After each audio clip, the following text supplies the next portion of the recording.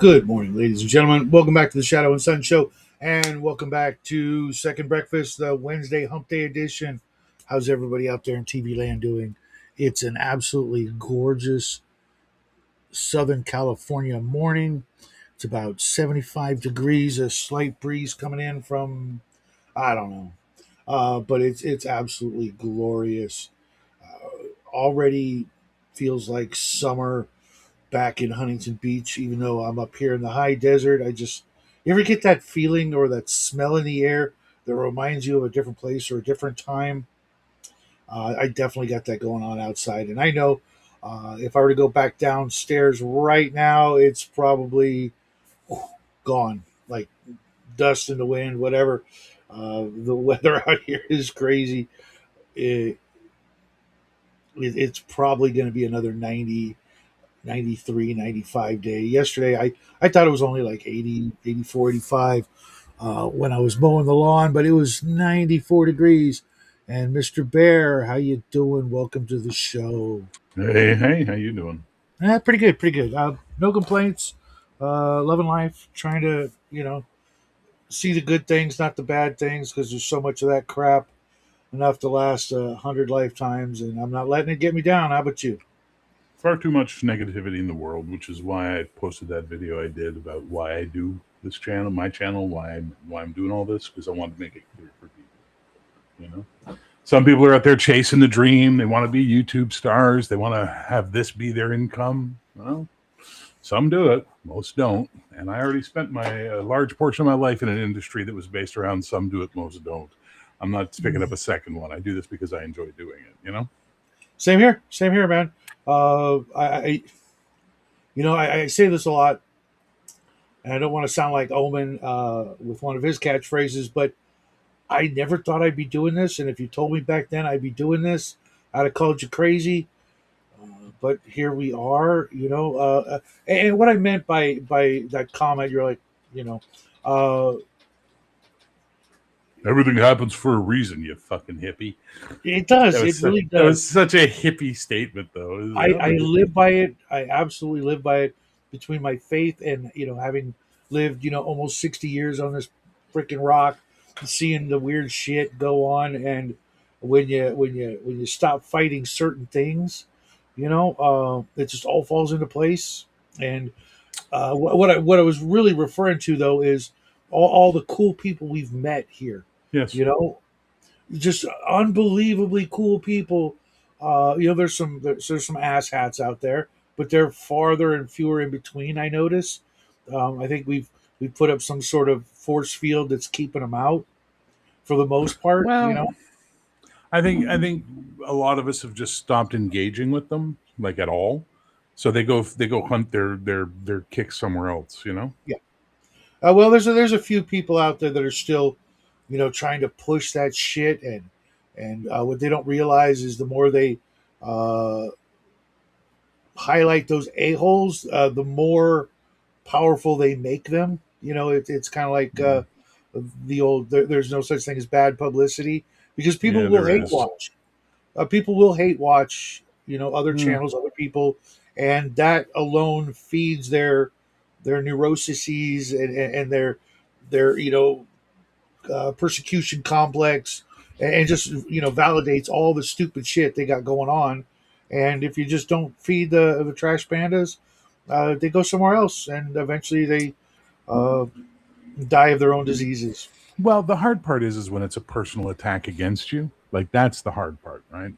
And when you see the people that are attacking you in the social circles of other people you get along with, and they're not, they're just letting them hang out. It's like I have a simple rule: if you're an asshole to one of my friends, you're an asshole to me because that's my friend, you know. And I know people It's, who disagree with that I philosophy, know and exactly what I you're think talking about. let me just finish. Let me finish. I think anyone that says it's not my problem if someone's bothering someone else I know, that person is choosing a coward's path. It is your job as a friend to defend your friends. That is what friendship is. If you're not willing to defend your friends, then that person's not your friend. Stop calling them your friend. They're someone you know. They're an associate, an acquaintance. That's it. Not to mention that, or to mention, I invite people on this little thing we do. Okay, and I don't really have too many limitations on who I'll invite. You No, know, you if really don't. I keep waiting for the day you have I Nick walked into that. Fuentes on. I walked into that, but the people that do sit where you're sitting and next to you, etc. You know, I vetted. They're my friends, and we're here having a chat, hanging out, and if someone wants to come in and in the comment section, well, they know where to get the link. They could come in and air their grievances if that's what's going on or not. But to sit and do things from the sidelines, it's like, well, I can just block you, and it's a done deal. As a matter of fact, I need to unblock someone who was horrible to last week or the week You were before, saying the other day, yeah. thinking they were somebody else. But I talked to them on the phone, and we're good. And I'll see them this Sunday. But this ain't the place for that. We're here to freaking do everything but that. Yeah. Like very small list of shit we're not going to do, and it's not hard to realize, hey, this isn't the place for that. We're here to have a good time. Hang out with the friends while we can. You Yeah. know, any day now we're going to hear about one of our good friends just Might on be one of us. We don't know. That's the uh, beauty. It's a hey, what's it's a, it's up? a, it's a Sitting in a spin the parking lot, wheel. Bubba. Uh, Daniel. that's Bubba. Oh, it's Bubba. Oh, okay, he's backstage, I guess. Or is he sitting in an actual parking lot? I I'm don't pretty sure understand. he's sitting in an actual parking lot, probably on his way to have some fabulous freaking lunch, of which I am depriving myself of because when I'm getting winded walking up the stairs to this show, I'm doing something wrong. Yeah, it's Other than called getting old. yeah. Besides that, I've gained a little weight here, and You're also uh, getting old. yeah, I'm almost 60. It's Can you funny. I believe was that? I was looking I was looking at some pictures of myself today from 7 years ago, right before I had my surgery, and when I was at the gym working out, and I still like, and this will be the rest of my life. When I look at myself in the mirror, I see myself, I just go, "Oh, what a fucking fat ass." But looking at those pictures, it's like, Jesus Christ, I lost a lot of weight. Like I lost a lot of weight, and I'm like, holy fuck, I gotta be nicer to myself sometimes. I can't stop being so mean to myself because over 40, you don't lose weight fast. That's just the rule of thumb, right? That's just the way it goes. Well, I did, and that got me into a lot of trouble because I was like overdoing it. I got down to 145 fucking pounds when I started. Jesus. My Yeah, leg weighs 145 fucking pounds. I'm 5'10". I'm not super tall, but I'm not short. And clearly 145 pounds was too little. But there's got to be a happy medium between 145 and 200 and whatever the fuck I am now. Because I Well, don't. that's the thing. I was over 500, and now I'm down to just under 400. That's a big fucking thing to achieve, and I don't give myself credit for it enough. You I you got you more. lost you lost literally like every one of my ex girlfriends in weight. There you go. I lost. Yeah, exactly. I lost a human, and I have another human to lose before I'm happy. But the thing is that we have to give ourselves grace, Shadow. We have to. And that sometimes we're all about giving grace to other people and not to ourselves, and that's where we fuck up. We have to remember to give ourselves grace. Like I have to trim my beard soon because it's making my face bigger than it is, and that pisses me off when I see myself. I'm like, my face isn't this fucking big anymore because it's a white beard now. It makes my face look rounder, and it's like fuck. Anyway, Yeah, enough of being old men. yeah. Okay, real quick before I finish, why the fuck?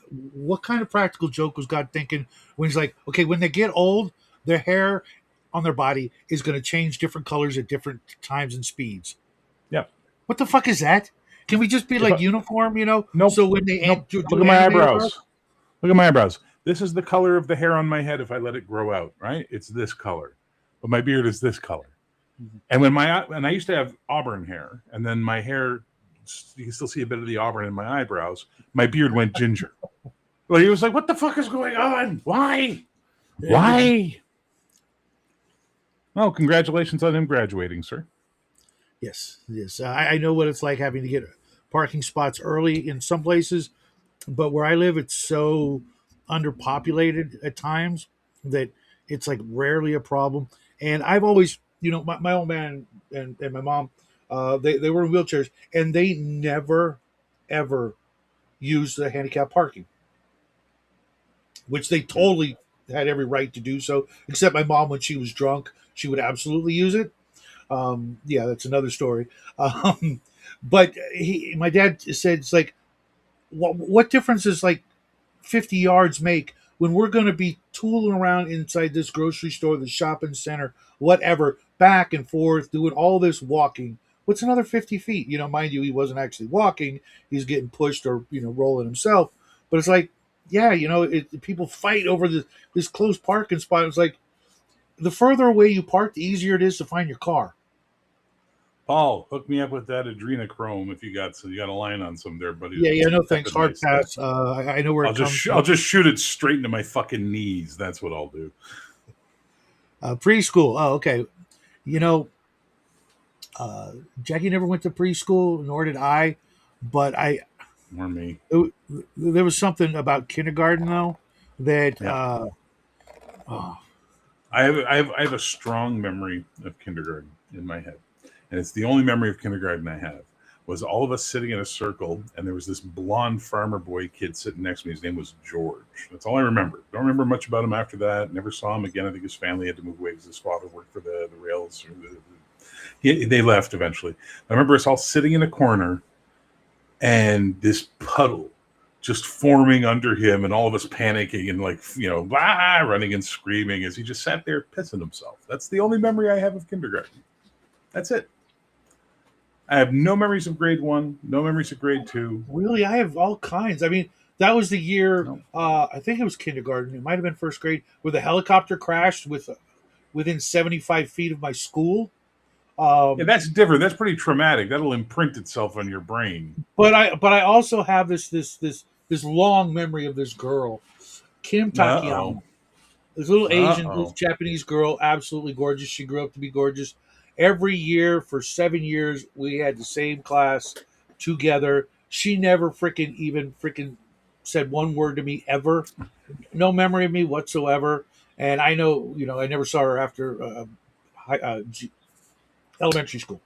And I know, I know that had we bumped into each other in like high school or college, it would have been on like Donkey Kong, because that was the era where freaking Asian chicks were just freaking throwing themselves at every tall blonde dude they could find. Oh, right? Get a grip. You're not You tall. know it was true. You know it was true. You're not tall, though. Get a grip. She was 4 foot nothing, so I was tall. And you're what, 5 foot nothing, right? I'm 5'10". 5'10". Me and Stallone, man. If he could do it, I could do it. What a beast. What a giant beast you are. 5'10". Look out, ladies and gentlemen. Godzilla's coming to town. Boom, boom. Throws her on the bed and shouts, "You are Tokyo. I am Godzilla." And then you dive in. There you go. Fuck yeah, dude. It would have been on like Donkey Kong, as the kids say, or actually nobody says that anymore, do they? Nobody says that anymore. But yeah. I have a lot of memories of my childhood. I actually have a memory. We all have those memories of the girls we knew in those days, that if we'd only had the balls, if we'd only had the bravado, if we'd only understood what we know now about how pretty girls are actually easier to get than you think, because most people think they're out of their league, so they never approach them, so they're actually kind of fucking lonely, right? Yep. And there was always that girl you knew in school who was like super hot, and she was dating that fucking troglodyte rocker guy, and you're like, why is she with him? Because he had the balls, you know what I mean? He had the balls to make his shot, and that she was a star for attention, other than people looking at her from afar. Absolutely. I actually learned that lesson. I learned that lesson from Welcome Back, Kotter. Of all things. Wow. Yeah, there was an episode, I forget whether it was Travolta, none of the girls, would go out with him because they thought he was, a certain way, or he got the super hot chick. Paul burned you, buddy. You good one. I like how your kid pissing himself story got trumped by shadow witnessing the Lockerbie bombing. No, it was just some little, 2-seater helicopter. And I remember the worst part about it because there was this girl in my class. I think her name was Greggy, which was really weird. What parents said went, yeah, that's the name. It had to be part of the will agreement or something from some grandfather. You don't get nothing unless you name a kid after me. Shit, all we got's a girl. And her dad was a helicopter pilot, and she was just freaking the fuck out, thinking it was her old man because, of course, of all the helicopter crashes, it's got to be her Of death. all the helicopter crashes in all the world, why'd she have to crash into mine? Yeah, there we go. Right, right. But There you go. fucking Paul. No, Paul, just man. it's I've said it weird. before. I'll say it again. Sorry, just not to cut you off, but just to get this out while I'm thinking of it. Paul is the best find we have ever found in this community. Like Dude, he has didn't I say added that like so not much. years ago? But remember, I Cody said, said it. Yeah, Cody said it. Cody said, I say it. Paul is just a great addition because, yeah, he's got his cantankerous Chicago bullshit side that, just like, meh, meh, meh, meh, meh. But he's funny. He gets the nerd shit. He makes great old references. And ultimately, you can bounce off him and have a good time. yeah, So, yeah, well done, Paul. yeah. I will never say anything nice about you again. So, download this video and frame it. But go back to like weird memories. A lot of people I know, like you, they have like no memories of certain things or certain eras, and for the most part, I normally agree. But when Hey, it comes squirrel. to like Howdy Squirrel, I have like the weirder memories like really stick, and by weird I don't necessarily mean like they're weird. They're weird that they stick. Like I have this memory. I was still in diapers, right? Yeah. My parents live in this apartment in Arcadia, California. I'll go on more about that in a second. But we lived in this little apartment. It was just me, my mom, my dad, my brother. I don't think he'd been born yet. And I have this memory of me in my diaper climbing out the window. Fortunately, we were on the first floor. Okay. Getting on my big wheel and riding around the apartment complex at like 6, 7 o'clock in the morning. And some grown up dragging my ass back home going, what the shit? How much did your mom drink today? Or last night? That I could climb out the window. Mind you, I was like what 2 feet tall, maybe. I climbed out a freaking window. I think of an apartment. Window. There's going to be a bit of a drop off on the other side that a 2 year old should not be able to manage without getting kind of fucked up, and then just ride my big wheel around freaking the neighborhood. Um, I mean, Uh-huh. why would my brain hold on to that? You Because it know, was your first moment of defiance. It imprinted. Memories imprint. maybe That's the maybe point. that's a They good point. Maybe. imprint, right? And the ones that define us as a person imprint the hardest, even if we don't realize it. But that's okay. Run defrag, like Bubba says. Run defrag. And then speaking of Arcadia, California, the mayor of my former hometown just pled guilty to being a Chinese fucking spy. Nice. I'm like, you gotta be fucking kidding me. Are we just like handing this place over to just any Um, you know I wow. live in the listen. You live in the People's Republic of California, or the People's Democratic Republic of California, and I live in Soviet Kanakistan. We just have to accept these realities of where we live. I don't want to. Oh, I don't either, but here I am. And Alberta can't seem to get its shit together for a proper independence movement. So I'm like, fuck, come on, Alberta, get your shit together so I can relocate there. And what would that look like? I was looking with Jackie and I were talking about this the other day. What would that look like? You get this big fucking phallic freaking Well, it's symbol not going to be. shape. We're not joining you. Like you got to No, get that I thought out know, of but your now head. you get this So thing. what? This So like here's how it plays growth. out. Alberta separates, becomes its own country, right? Let's say not going to happen probably, but let's say it happens. Manitoba, Saskatchewan start looking at Canada and start going, yeah, maybe it'd be better to attach to the guys with all the oil money. So they have referendums and probably will end up joining. So now you got a country. British Columbia has never needed the rest of Canada, nor will it ever. But that Alberta tax money for oil, and then the idea of the Albertans putting money in to develop ports in British Columbia to take the oil to the world market, maybe British Columbia decides to join. And now you got a whole Western country all of a sudden with ports, easy access to the Pacific. Because, like it or not, this is the Asian century. This is something I'm learning more and more about as I go, but this is the Asian century. You We think so? listen to Korean music. The kids are wearing Japanese fashion and reading Japanese comic books, and China controls all manufacturing in the world. Expats are moving to Thailand and Vietnam and the Philippines and all these other places, right? This is the Asian century. Now, whether they fuck it up or not remains to be seen, but currently it's very much that. So having your Pacific coast is a great thing because you can trade directly to that massive economic base, right? Where Europe is dying. Trading to Europe is no longer a whoopty shit deal. It's a bad deal now because Europe is slowly fucking folding in on itself, right? So have your West Coast shit, man. That's the way to go. But yeah, Chinese spies, please. They literally affect our elections here. Ditto. Literally, it's insane.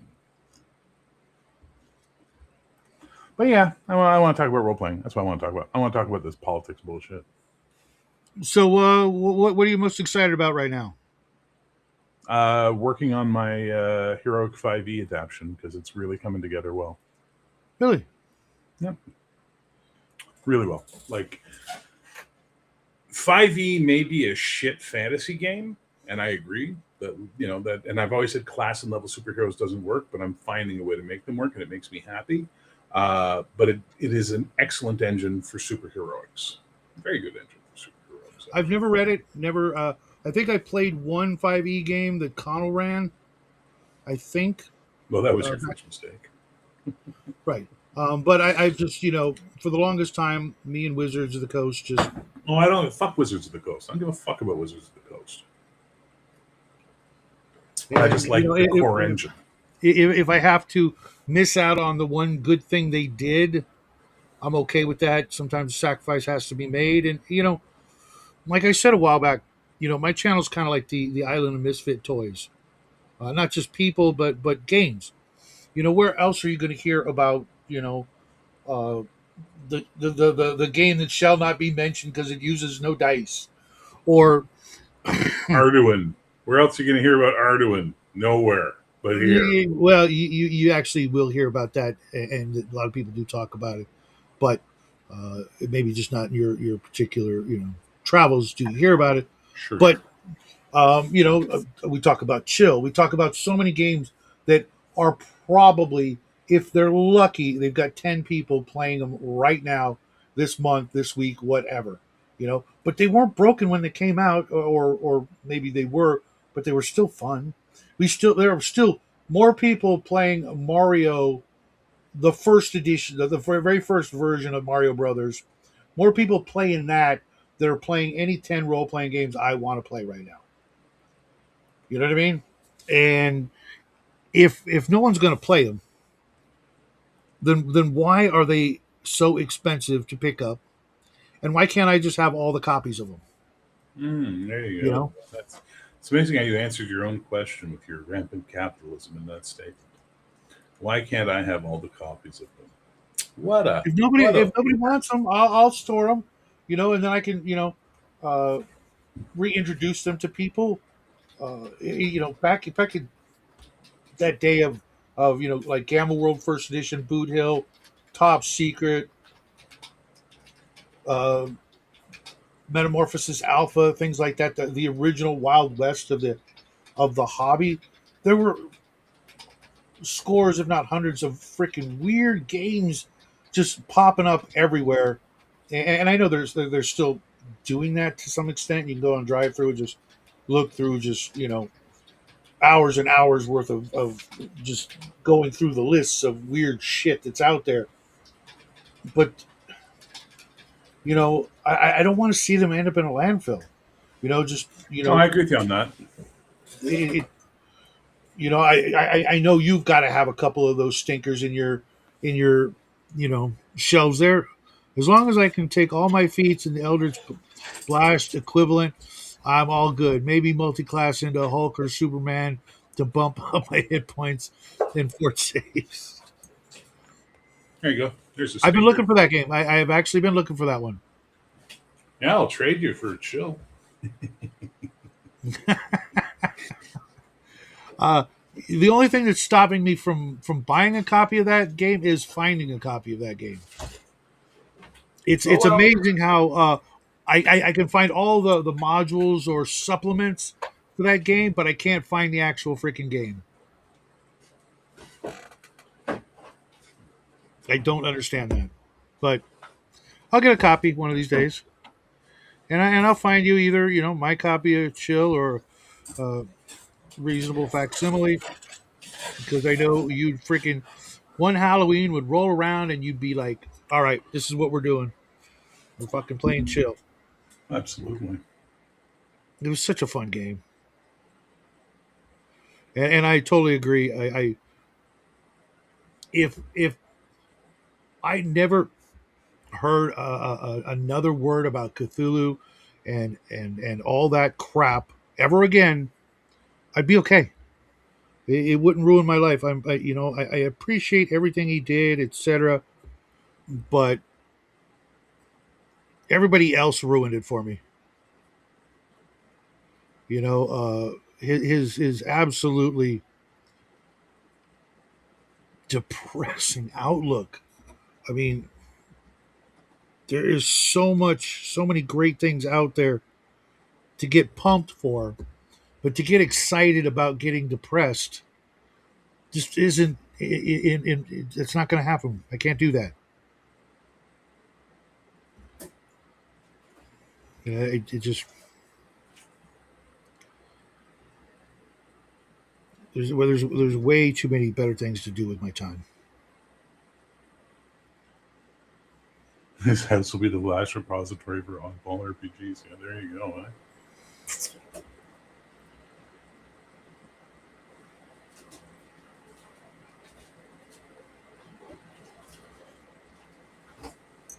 What next auction? I didn't know you had an auction ever, and why you didn't freaking tell me.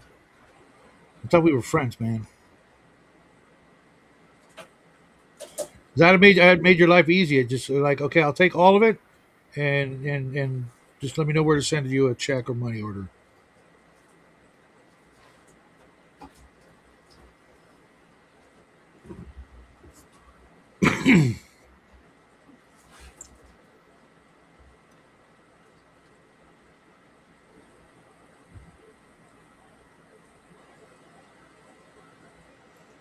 So how's everything else? That you're working on coming along, or are you just like one thing at a You got, time? you got a truckload of money you can back up to my house there, buddy? Not a truckload. That's Uh, that's that's that's the that's the break point, right? Heroic would be done if I had the money. mhm. Valorous Revised is being done right now by Shane and Marco, but they're not getting any money for it, so they're taking their dear sweet time, and I'm fine with that.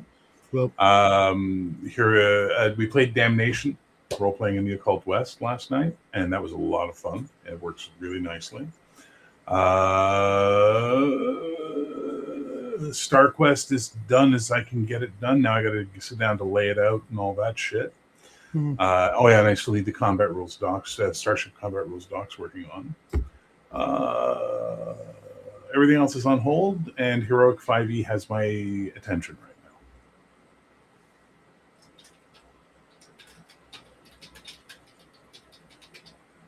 Well, um, as for the truckload of money, I learned a long time ago: never let money, uh, you know, and friendships cross now. Oh yeah, yeah, without no, for sure.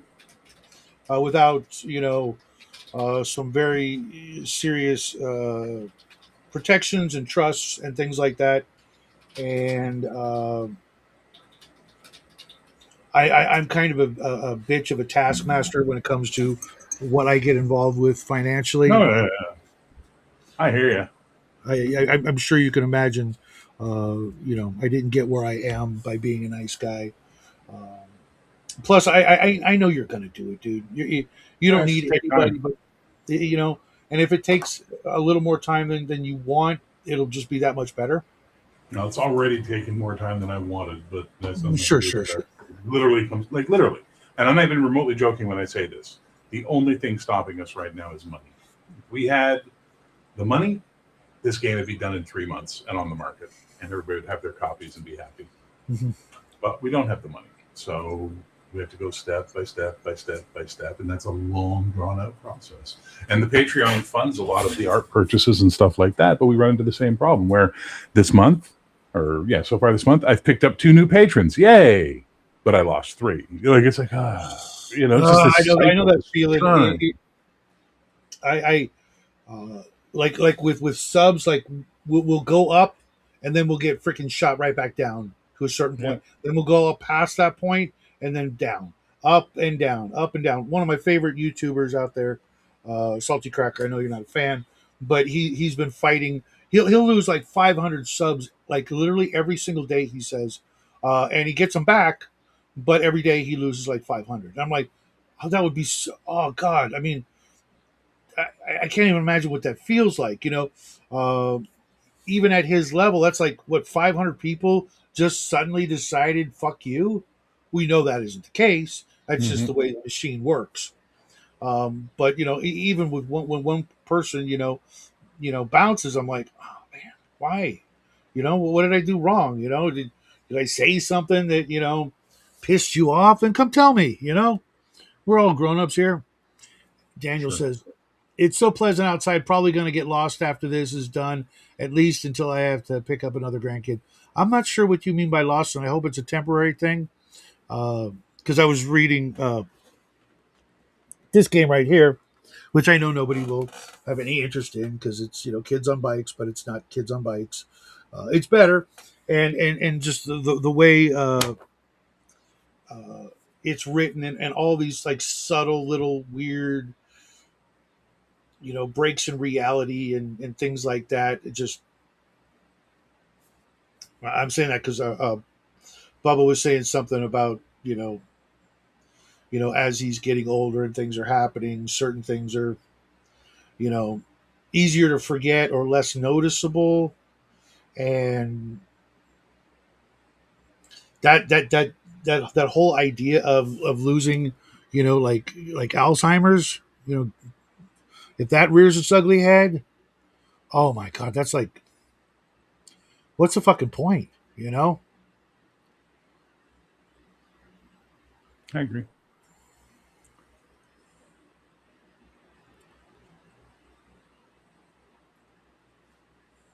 You know how to get a hold of me, Paul. I'll give you a good price. What's up, Coco?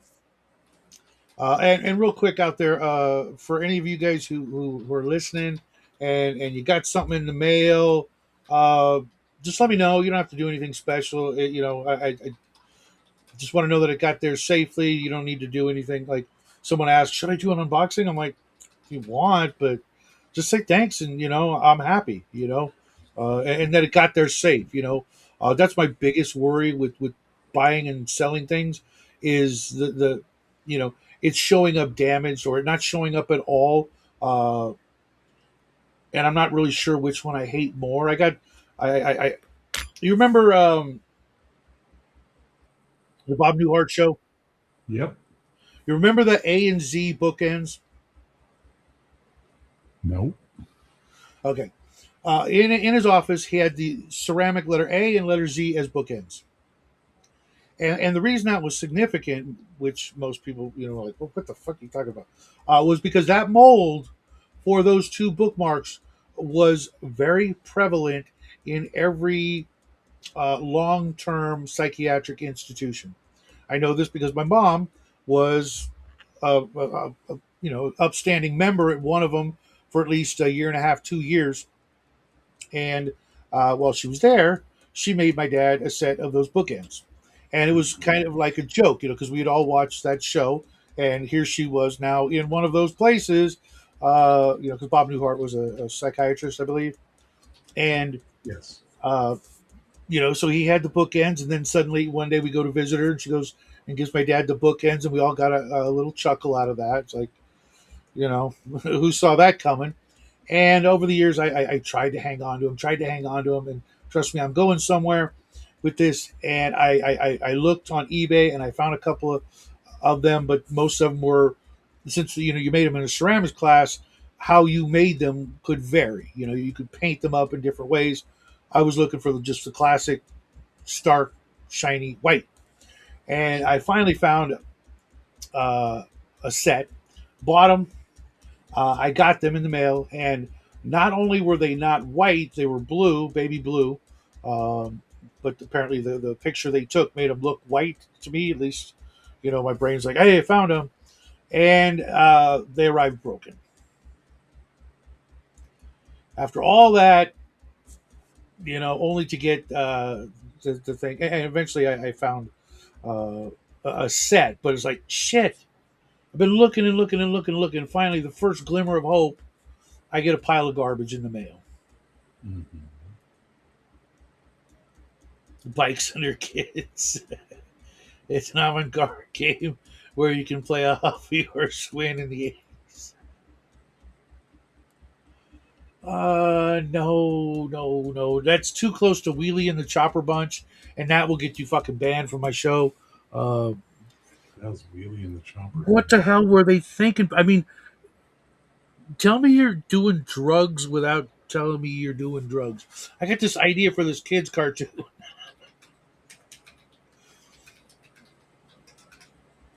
The I still don't copious know what amounts that of drugs. is. Hanna Barbera, Ralph Bakshi's group, and Sid and Marty Krofft. I think Sid and Marty Krofft together must have probably done just about as many drugs as Keith Richards.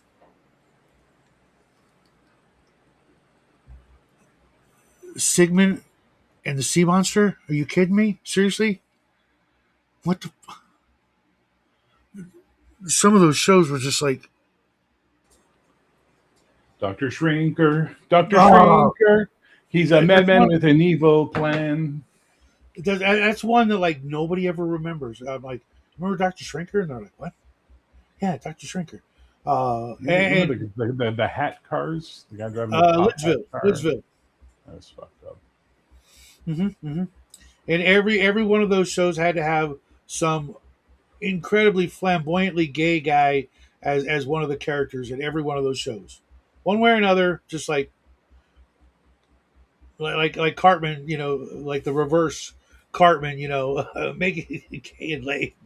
Um, Instead, they had to make it like trippy and questionable. Are you tapping your foot? No, There's this boom boom boom boom boom coming very no, low on it's the it's my it's scale. my dog's tail. Ah, okay. He's a happy boy. Come here to see me for no particular reason other than to be petted and to be reminded that he exists and that he matters and he's important to us. Poor thing. Everybody except me. I don't know. Grandma's really good to him now. She feeds him like all the time when she's not supposed to, and things she's not supposed to. Um, but at least she does that. Whereas Jackie gets home, like might say hi Chewie, and then upstairs into his vault, locks the door. Nobody's allowed in.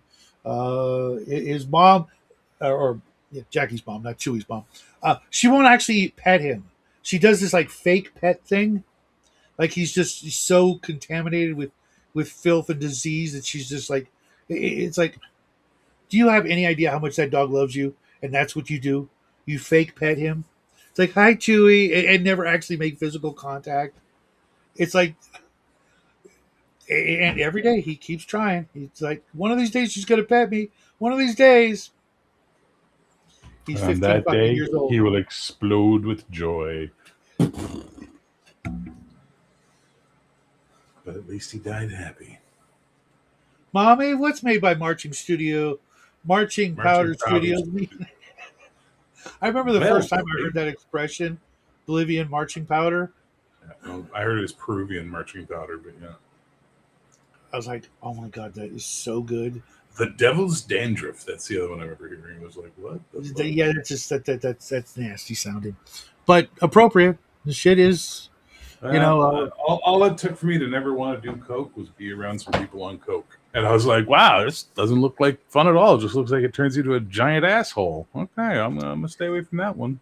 excuse me, it and crystal meth, for me were I called it vampire powder because you do it, Vampire powder. turns you into a vampire.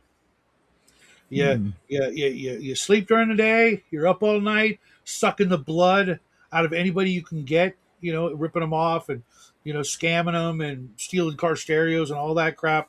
It was really big in the '80s. Oh my God, crystal meth was entirely responsible for the creation of the removable faceplate for car stereos. Speaking of Chewie, I gotta figure out how to role play a Wookiee for tonight. I told you, just go and just do that all night and drive everybody fucking crazy. I love Monster Squad. Even had the board game. Then the movie with the same name came out in the '80s and had nothing to do with the show. Pissed It's me off. a great I movie, though. I don't remember it. I know I've seen it, but I Monster just Squad? Monster yeah. Squad's an amazingly good movie. Same I, director who did Night of the Creeps. yeah, the same with that one. I don't remember that one either. I know I've seen them, but I just Three. can't. There were so many uh, horror movies that were like tried to be like kid friendly that it kind of ruined a part of that genre for me at that time. It's Just not like kid friendly. Neither one of those movies are kid friendly. we were or had a lot of kids in them. Like Wolfman's got nards, dude. yeah, yeah. Lost Boys was like for me the best one of all of those kind of movies. It did it the best, I think. You don't like it? I don't hate it, but man, when it comes to vampire films, that one's highly overrated. Highly overrated. You know? Yeah. But when it comes to, like most of the cast being teenagers, Kids on I, Bikes. yeah, That's what Kids on it's not- Bikes is. yeah. It's that era, right? That's back in that era. My friends and I, we ran a game we called a victim game because it was based on this small little section of rules at the very end of Palladium's Beyond the Supernatural RPG. And believe it or not, the first edition is actually better than the second edition. The second edition is like incomplete and has been incomplete for like 2 decades. What And are you they talking about? What game? Beyond the Supernatural for Palladium. Never played it. It was a good game, but the best part was this little like 2-page suggestion of playing instead of playing like cool Ghostbuster like characters, you play like a normal person that just bumps into some supernatural shit. And how long can you stay alive before the GM and his monsters, hunt you down and kill you? And we ran with that before Kids on Bikes, rolled up some kid characters, had this ongoing town, very Erie, Indiana slash uh, Stranger Things before Stranger Things, and of course Lost Boys, and we had an absolute blast. Probably played that game for over a year, literally like making up 90% of everything we needed from just 2 pages of Palladium suggestions.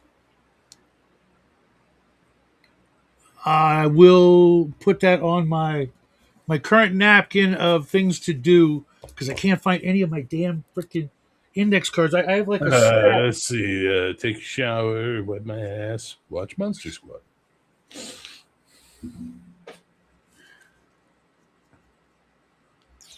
Monsters. I'm even going to circle it so it stands out on the napkin. There you go.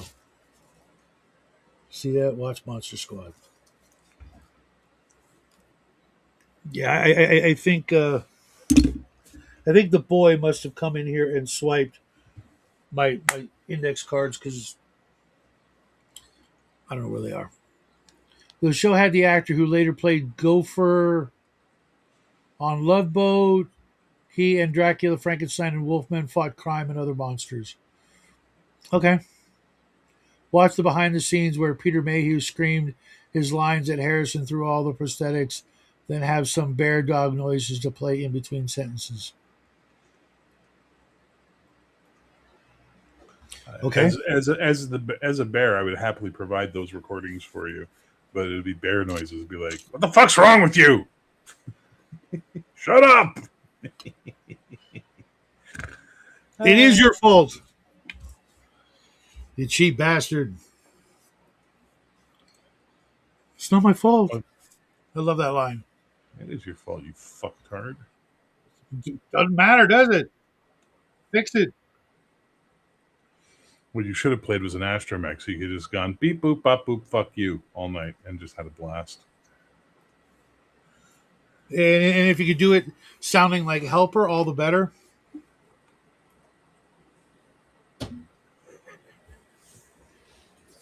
That noise they got for him was just so perfect. You got to admit that that pitch and the tone for helpers, whatever, it was It's so cute. 70s sounding. It's very cute. Oh yeah, I sent that vid of Mayhew yelling. Okay, to who? I meant to say I saw that bit of Mayhew. Oh, okay. Could be a typo. Or spell check or something. I've taken that off of everything, every one of my devices because uh, if I don't, I can't use the word thanks. Instead, it says Thanos. Thanos again.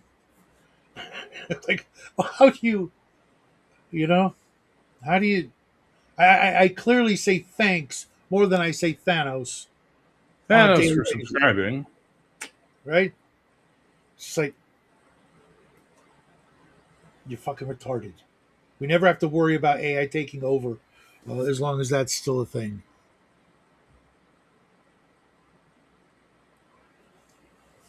What you looking at? Nothing. Just scrolling.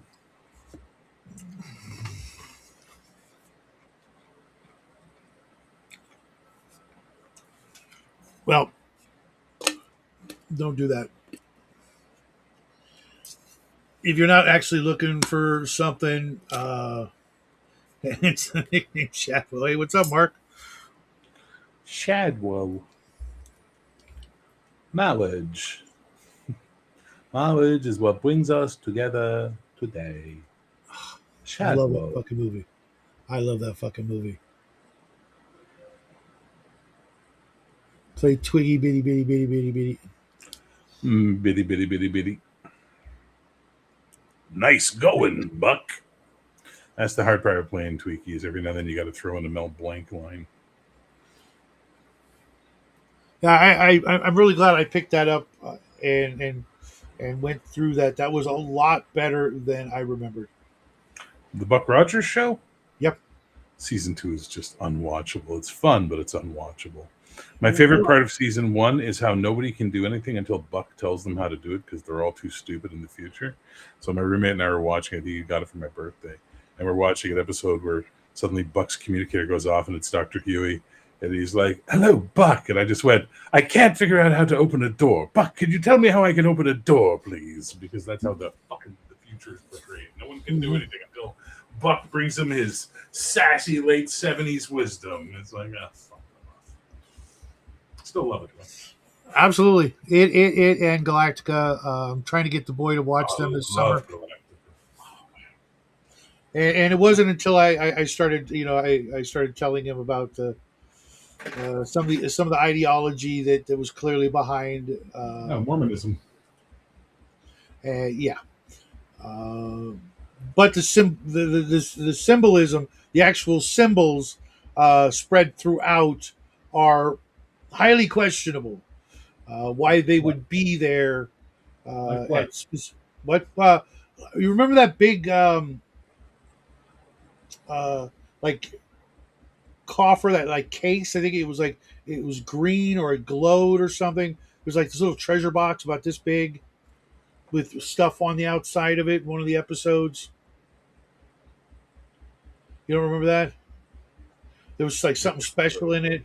What's the rest of the episode? Because I'm I not this don't. any I'm memory. drawing a blank.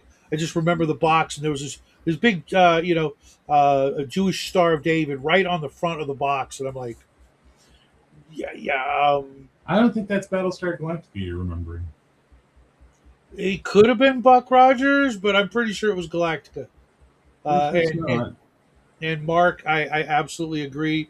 Unwatchable Aaron Gray, but I would actually replace that with Pamela Hensley instead. Aaron Gray was absolutely cute as a button, but she was just too cute, maybe for me. Not really my, what mind you, we're talking about women who probably have both passed away or are in their freaking 80s.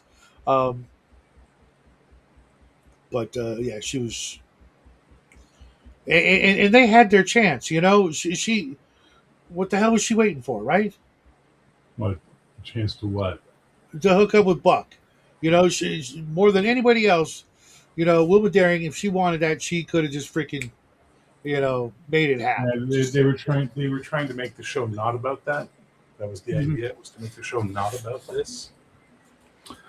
We're Jews in space, protecting the Hebrew race. I have no idea what that's from, unless you History of the just made World, it up. Part 1. Oh dear God, I've only seen that once, and it was at the drive-in. And that's the Ethiopian Shimsham. A friend of mine used to do a great impression of Shatner as the voice of. It was Twiggy, not Twiggy. It's like Twiggy. Wait a minute. Tigger was a That, model. right. Well, maybe, but why would you do that? And what would she have to say that's even remotely sci-fi oriented?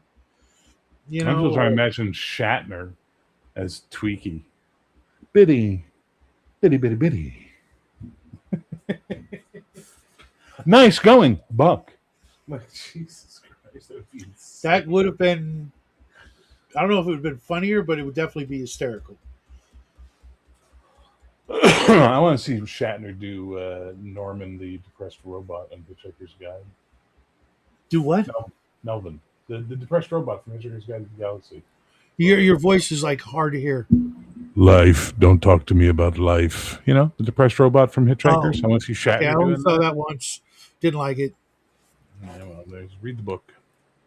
I did all of them Did back you in like the the books? '80s. They're all right. It's just Yeah. I don't know. It was just to me. It seemed like it was trying too hard to just be funny when it kind of. I don't know. Maybe I just hadn't. You do get it. It's a commentary on Thatcher's England, right? Yeah, yeah. And at that time, mind you, I was like 16 when I read the whole series. There was probably a whole lot of things I didn't understand, and my appreciation for British television and British media had not been as developed as it is now. Bum, bum, So bum, bum, bum, bum, bum, bum, bum, bum, bum, bum, bum, bum, bum. Your dog is tapping out the rhythm to Flash,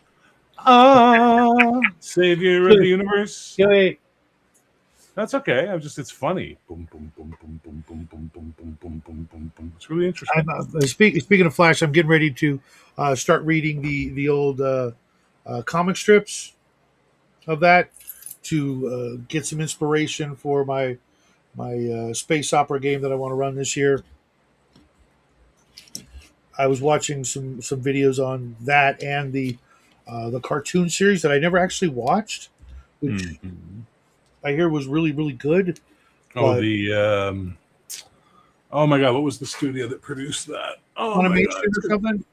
no, it wasn't Filmation. It was they did a Superman as well. What the hell? Oh, it's gonna drive me nuts.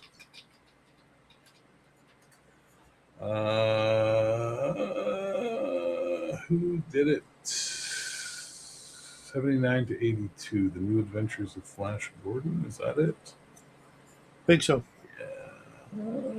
Based on voices, producers, production companies. Oh, it was Filmation. I'm sorry, you were right. I was thinking the other one, the guys who did the Superman. It was a similar animation style. Hmm. And the fact that they got canceled and then they did like a movie to finish it up, kind of like Firefly Ruby Serenity. Ruby Spears. That was the company I was trying to think of. Oh, okay, okay.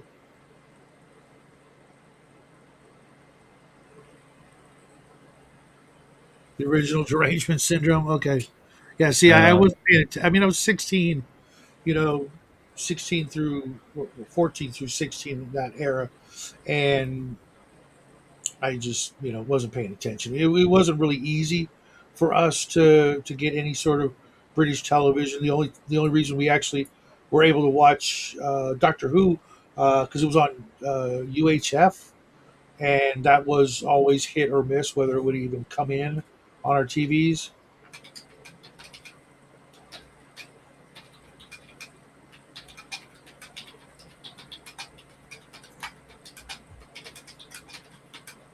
Sorry. Yeah, just the way it was, you know. And the funny thing is, I lived 2 blocks away from the UHF station that was part of Golden West College's campus. It was this Yeah. tiny little building that you could easily just walk by and never know that that's what it was. But yeah, that's one of the few games that I want to run this year is a space opera that's not the same old space opera as everything else, and it's So I'm gonna go review all the old space operas for inspiration, so that I can do all new old space operas. no. I've always had the ability to use things as what not to do, as opposed to what to do. I trained myself a long time ago to like, okay, if this is like a big thing, I gotta like scratch it off the list or make a list of things I can't do. That's what's making it hard because it's, you know, so many things have been done, and then coupling it with uh, lots and lots and lots of videos on astrophysics and space and light speed and all that crap, trying to find an angle that isn't the same old, you know, hand wavium that everybody else uses. I mean, there's going to be plenty of that, just just not, you know, the most common forms of, you know, ignoring, you know, some basic, you know, provable, repeatable facts.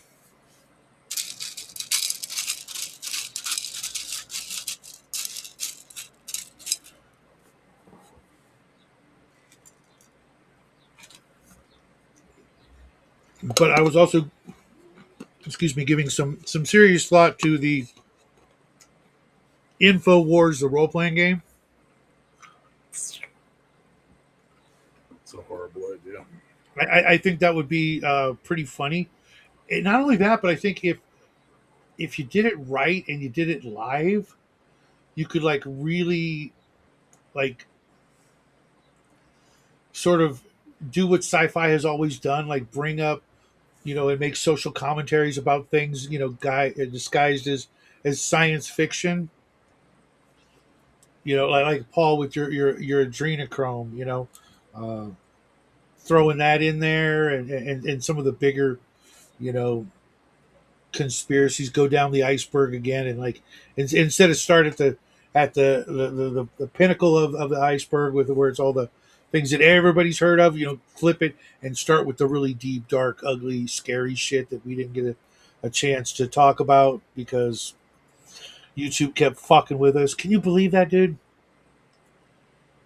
When we were doing that show together, right after the show, I would take pictures of the number of views and the watch time, etc. The next day, it was cut in half every day. Like they just disappeared. Like it never happened. Hmm. And you know, there were a million other people doing the same thing. You know, but they didn't see, or maybe they did, and they didn't talk about it, or maybe that was just the price of doing business when you're talking about that sort of, you know, those sort of topics, or at least maybe it was in that particular era. You know, because they could have just, you know, hit us with a you know a warning or something like, hey, don't do this, you know, without telling you what we did wrong. You know how they do that. You know, they'll give you a, you know, a strike or whatever, but they won't actually tell you exactly what you did. I say nothing. I'm gonna remain on good terms with YouTube. That's what I'm gonna do. No, I'm trying. I'm just trying to understand, you know, how to not get in trouble. Thoughts of using cards instead of dice for resolution seems like I like it. should work if it weren't for people being stuck in their ways about how people in the past played role playing games. Card Um, resolution is amazing. People act like children about it. It's like I just said to on my Discord. I mentioned I ran my concepts for Heroic 5e through ChatGPT just to get an analysis of it, and it said 4e combat velocity plus 5e accessibility plus superheroic pacing. And I'm like, yeah, it's pretty damn skippy. I like that. That's a good summation. And right away, Dr. Dropper's like, I don't know, maybe you should use a different term, you know, because people have bad ideas about 4e. And I went, I don't care what people think of 4e.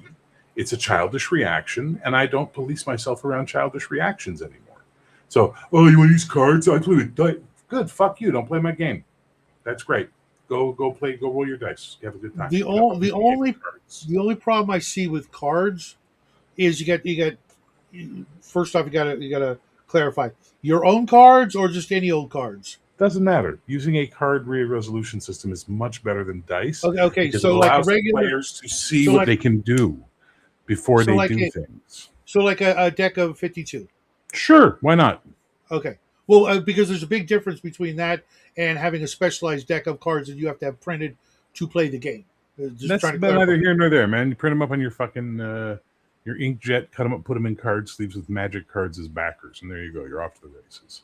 Doesn't Okay, matter. that does pose some problems for folks who are not But up it's not on that. that. That's not why people shit on it. No, People no, no. shit on it Just wanted to because clarify dice. what you're talking about. Because if you just said, like, for example, a deck of 52 cards, you can pick those up at any dollar store or dollar type store for $1.50, Yeah. and you're good. Or maybe even less depending on where you go, or you might already have them. So that's not the problem. Shuffling them if you got real good cards that because magic cards, even like how you described, are really hard to shuffle and randomize. And I've seen people do some things uh, pretending to shuffle their decks. Oh, well, I can't bend them a certain way, so I got to do this. Like, no, you're full of shit. You're fucking cheating. With a regular deck of cards, everybody can see a good, healthy shuffle. And okay, so you're looking at 52 or more random possibilities, having them, like you said, in your hand to choose later. Do you ever play Battle Cry? Nope. Okay, it was a Civil War game where there was a deck of cards, and each round everybody got cards. And I was watching my friends play that, and I'm like, this is a totally dumb idea, but like bordering a fantastic idea, as in shuffle the deck of cards and hand each player half the deck, and you've got that to strategize with, like what you're talking about, knowing what's in your hand, knowing I've got a three, a five, a seven, a queen, etc., and I can choose when to play those cards. Kind of like if you were playing War and you did the same thing. Each person gets half a deck of cards. You can go, oh, okay, you put down a two, I'll put down a three, okay, instead of putting down a five or a seven. You see what I'm saying? And strategize that way ahead of time, because that's what strategy is supposed to be, is predicting the future, and making the best plan based on the information you have, not just reacting to each and every little action with less choices. Mhm. Yeah, no, I had a player whose dice are shit. We played Marvel Saga, which had cards, and which is right there. Boop. Oh, by Shadow. And he could always look at his hand and know what he could do. The game was much better for him because he could make decisions as opposed to, all right, good luck. Like that's the problem with dice. They are Yeah, swingy. yeah. I like them, but they're swingy as fuck. Which is really weird, because they shouldn't be. I mean, they should be swingy, but you should not be able to count on X player always having bad luck. But it happens. I know it does, but I gotta wonder if there's something else involved. You know what I mean? Satan. No, no, no, no. I've read and seen things that I can't explain that could possibly explain that, but Which would be like what? Give me an like example. things moving when people get pissed. Oh, Someone like gets pissed. telekinesis. Is similar, yeah. He's a Um, poltergeist. He is a poltergeist of self sabotage. He makes his dice roll badly because he is such a dark soul. Dark soul. No. I got to plug in or I'm going to die. Um, but yeah, because if you really were like cursed with dice or something like that, it could be proven. And then if you could prove it, you could then justify uh, to your fellow players or game master why, hey, I literally, I don't know why, but this is a provable, or at least statistically somewhat provable phenomenon. If you put dice in my hand, it's going to be shit when it matters. You know what I mean? Because Sorry, I I gotta know a go. couple of people. I know a couple of people that uh, feel or have reputations like that? Hey, stranger, long time no see, man. Well, well, Well, well. That isn't the look old at holler crawler. look What's what up, the brother? cat drug in. What's Literally, up, brother? Bear. Well, you tell me. You need to get over whatever I did to piss you off and start You hanging didn't out do again. shit to James. I told you at the time, and I'll tell you again. You never pissed me off. I have no problem with you. I told your brother to tell you this. I've told Shadow to tell you this. If they're not passing the message along, blame them. I have no issue with you, sir. None. Well, I miss you. I miss you too, but sadly, I just don't put myself in positions to be abused anymore. And that's just the way it has to be for me. It's for my mental health, I man. get it. Don't make me happy though. So, how are you guys doing? You saw my pictures, right, or the Oh yeah, video? yeah. I commented on your Mountain Yeah, Man I was up video. there, I was super jealous. Uh, about 3,000 feet above sea level, just nothing but rocks. And it's kind of to like get where up I'm at. there, I was an idiot. I decided to go up the clear cut, which was nothing but raspberry bushes.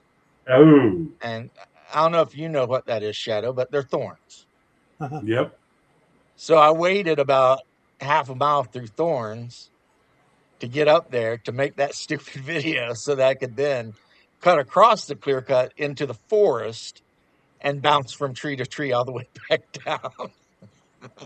And then check Well, yourself. I messed myself up a I little was bit. more You see concerned. that? Oh Oh, dear Lord, thanks for sharing. Yeah, I I tripped was more on a concerned with flat the rock timing. and caught a tree.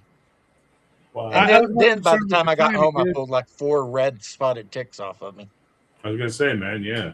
You have to check yourself for ticks after that fucking Yeah, trip. I did. I had the wife come in and look at the places I couldn't. That's true love, isn't it? But that's just being up here. We're probably going to move up here in a year. Oh yeah. Really?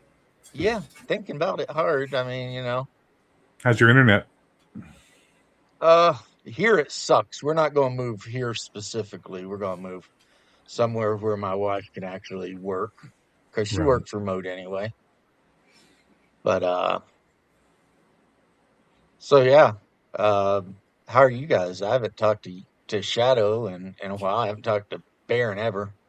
Even though I did watch his Living the dream, man. 1980X thing the other day. Oh, you watched one of my music streams. Thank you so much. I mean, It's very kind of I you. like that kind of music too. Some people do, some people don't. That's okay. I don't fault people. Well, I don't fault people. So, personal question there, James, because I'm really I'll get shocked more that you. coffee. I'll be right back while you two catch up as old men. I'll be right back. Well, he'll be listening. Um, because I've been feeling nostalgic for things when I was young. Like I've been living up in the desert for 15 years, but I'm a beach bum. I haven't seen or right. heard the ocean in close to 20 years. And I freaking miss it. Is that part of the decision to move, or is it money? Which obviously, if it's none of my business, none of It'll my business. actually cost me more to live up here Okay. Um, because Kentucky has state income tax. They have the way that when you tag a car in Florida, it's a flat like $40. mhm. When you tag a car in Kentucky, you have to take it in and get it appraised and then pay a portion of that appraisal. So it actually it will end up costing us more money to move up here, which is why my wife is really kind of campaigning for Tennessee, but just on the other side of the border. Hmm. Um, but to answer your question, yes, it's the Homesick, fact that I that kind of grew up thing. in this area and I've told you I love Florida. It's like Florida is a fun state to live in. You can literally, where I live in Orlando, you can do anything. I mean, anything. And we got like 7 game stores that I could drive to within an hour, and some of them within 20 minutes, right? And I can Mhm, get Thai food, Vietnamese food. I can get any kind of thing in Orlando. But you know what the problem is? It's flat as hell. And every mhm, time I walk out in the yard and it's 900 degrees and just flat as a table, I just hate it. I just so the other day I about killed myself climbing to the top of the mountain. We call it the garden spot because the top of mhm, this mountain's flat. And yeah, I just sat up there and thought, man, this is nice, even though I thought I might have a heart attack on the way up, but I'm out of shape. You don't know how out of shape you are until you come back to the mountains and you try to I walk was up just those I was old just trails saying. you used to I, walk I up. I got out of breath walking up my stairs to my studio this morning. Yeah, That's what I'm saying, but the because reason. there's no incline in Florida. What you got? What you got? Okay, one of the Red Room products called End of Innocence, where you're playing kids on bikes. The last big summer adventure, and in it there's two locations, and I just reviewed the first one, which is this place called San Cristobal, and Miguel tells me it would be somewhere along the Gulf Coast, maybe Texas, maybe Florida, and I'm trying to find a place that I can visit or fully retire to that's like that. A sleepy little beach town where people, kind of mind their own business, but at the same time are also kind of community oriented. And there's nothing like that in California because everybody's got their nose up your ass if you're not careful. So I was going to ask you. Maybe I'll buy you a copy and have you read it so you can tell me where in Florida that might be. Well, yeah, I was talking the other day on a live stream and I said something about Brazilians, and I was like, I take that back. I don't need the Red Room people hunting me down and giving me a Brazilian necktie or any sort of thing like that. But I have the setting. I think it was for kids on bikes or whatever, called Jeffersontown. Okay. And it's just this little book, but it's Jeffersontown, Kentucky. And Okay. it's like a Stranger Things kind of place. Same. Same here. There's like the poor neighborhood where the kids all live, like the different government, like basically Housing. commie block type shit housing. The And then there's some projects. of the richer spots, and then there's like the old forests where supposedly a witch lives, and there's If the you like freaking that, you lake will love that this. someone drowned in, and so now it might be haunted. And the The whole pawn thing. store might or might not be owned by a vampire or some shit like that. It's like, I love all that so shit. it's really weird. I know we shouldn't, you know, but we do. Especially when you get older. It's the reason why Stranger Things did so well. It's the reason why Erie, Indiana was a thing. It's why Cocoon and that episode of the Twilight Zone kicked the can. You know, it's just a human condition, and as Oh, opposed to nostalgia.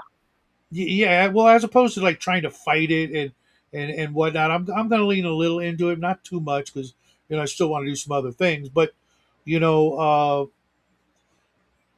living up here in the desert for the last 15 years, nothing changes except for to get a little bit worse every year or so.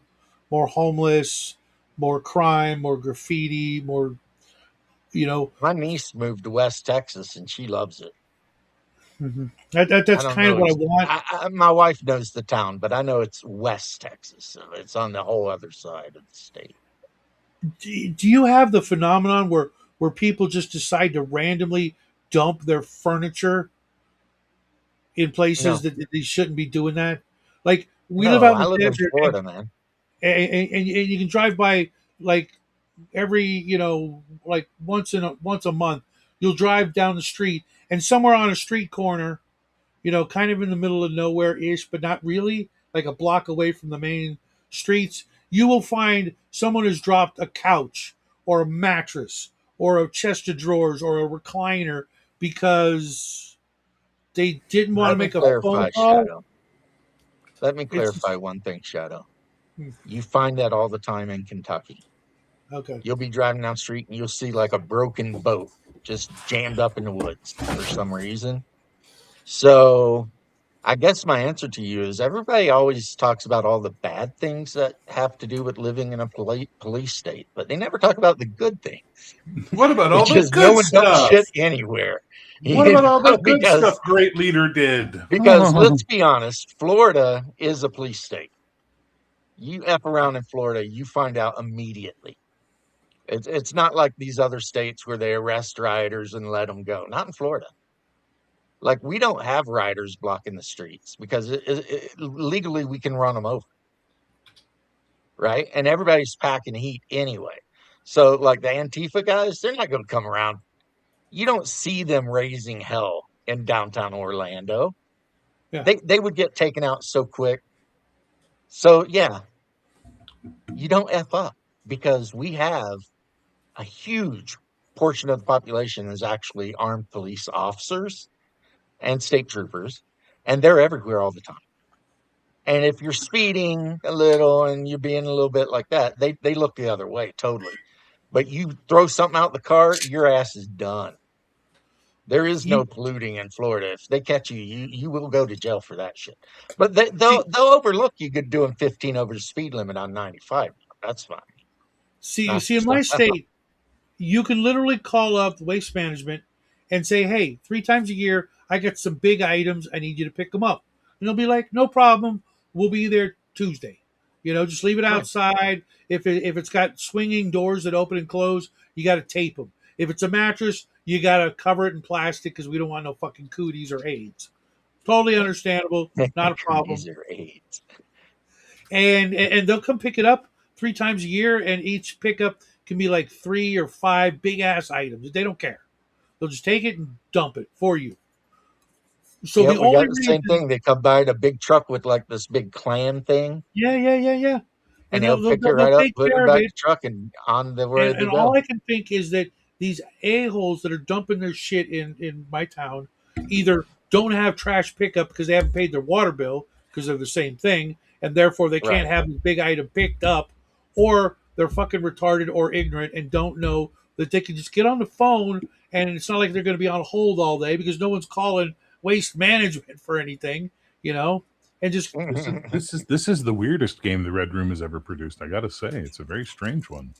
Well, we were looking at the last summer Abandoned thing. abandoned boats and couch pickup. What a strange concept for a role playing Well, game. I that love it. could be part of the game because I was telling him I have the setting book, Jefferson Yeah, I Town or heard. I heard everything. Jeffersonville. I heard the whole thing. I heard Right. Shadow's pining for the town So where he can go be the Shadow resident could be running a vampire. I game and know. point out the kids are riding their bikes, and all of a sudden they notice like a whole living room set just on the Oh side my of the God! road. AIDS mattresses. Sleep A versus vampire comes ripping HIV. out of the AIDS mattress. But Oh, that's the the thing. AIDS Shadow's mattress looking for spread the the town. plague, and Yeah, now there you go. you're in Raccoon City because of some And dumped AIDS mattress. there you go. And Shadow's looking for the town where he can be the resident creepy old man with the bookstore. So that's working out well for him. I like this plan. Bayonet Point I is love it. on I love that idea. the Gulf I don't know side about of the creepy Florida. part, but definitely the weird part. Because I'm not Well, stupid. You know. listen, everywhere in Florida is the weird part, Mhm. especially the Gulf Coast, and especially once you get down to Miami. Like, if you go on YouTube and just type in like top 100 weird things about Florida, you will find out shit that'll roll your head back. Like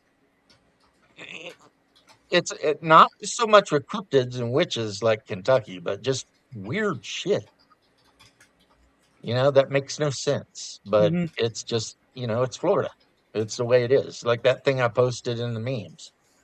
The woman who tried to teach an alligator how to dance and Oh, was using like a freaking some other exotic animal as like the partner or some shit.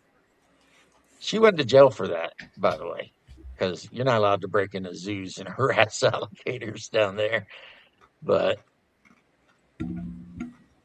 so Squirrel Hermit said, James, hey, Squirrel Hermit, I'm up in that neighborhood.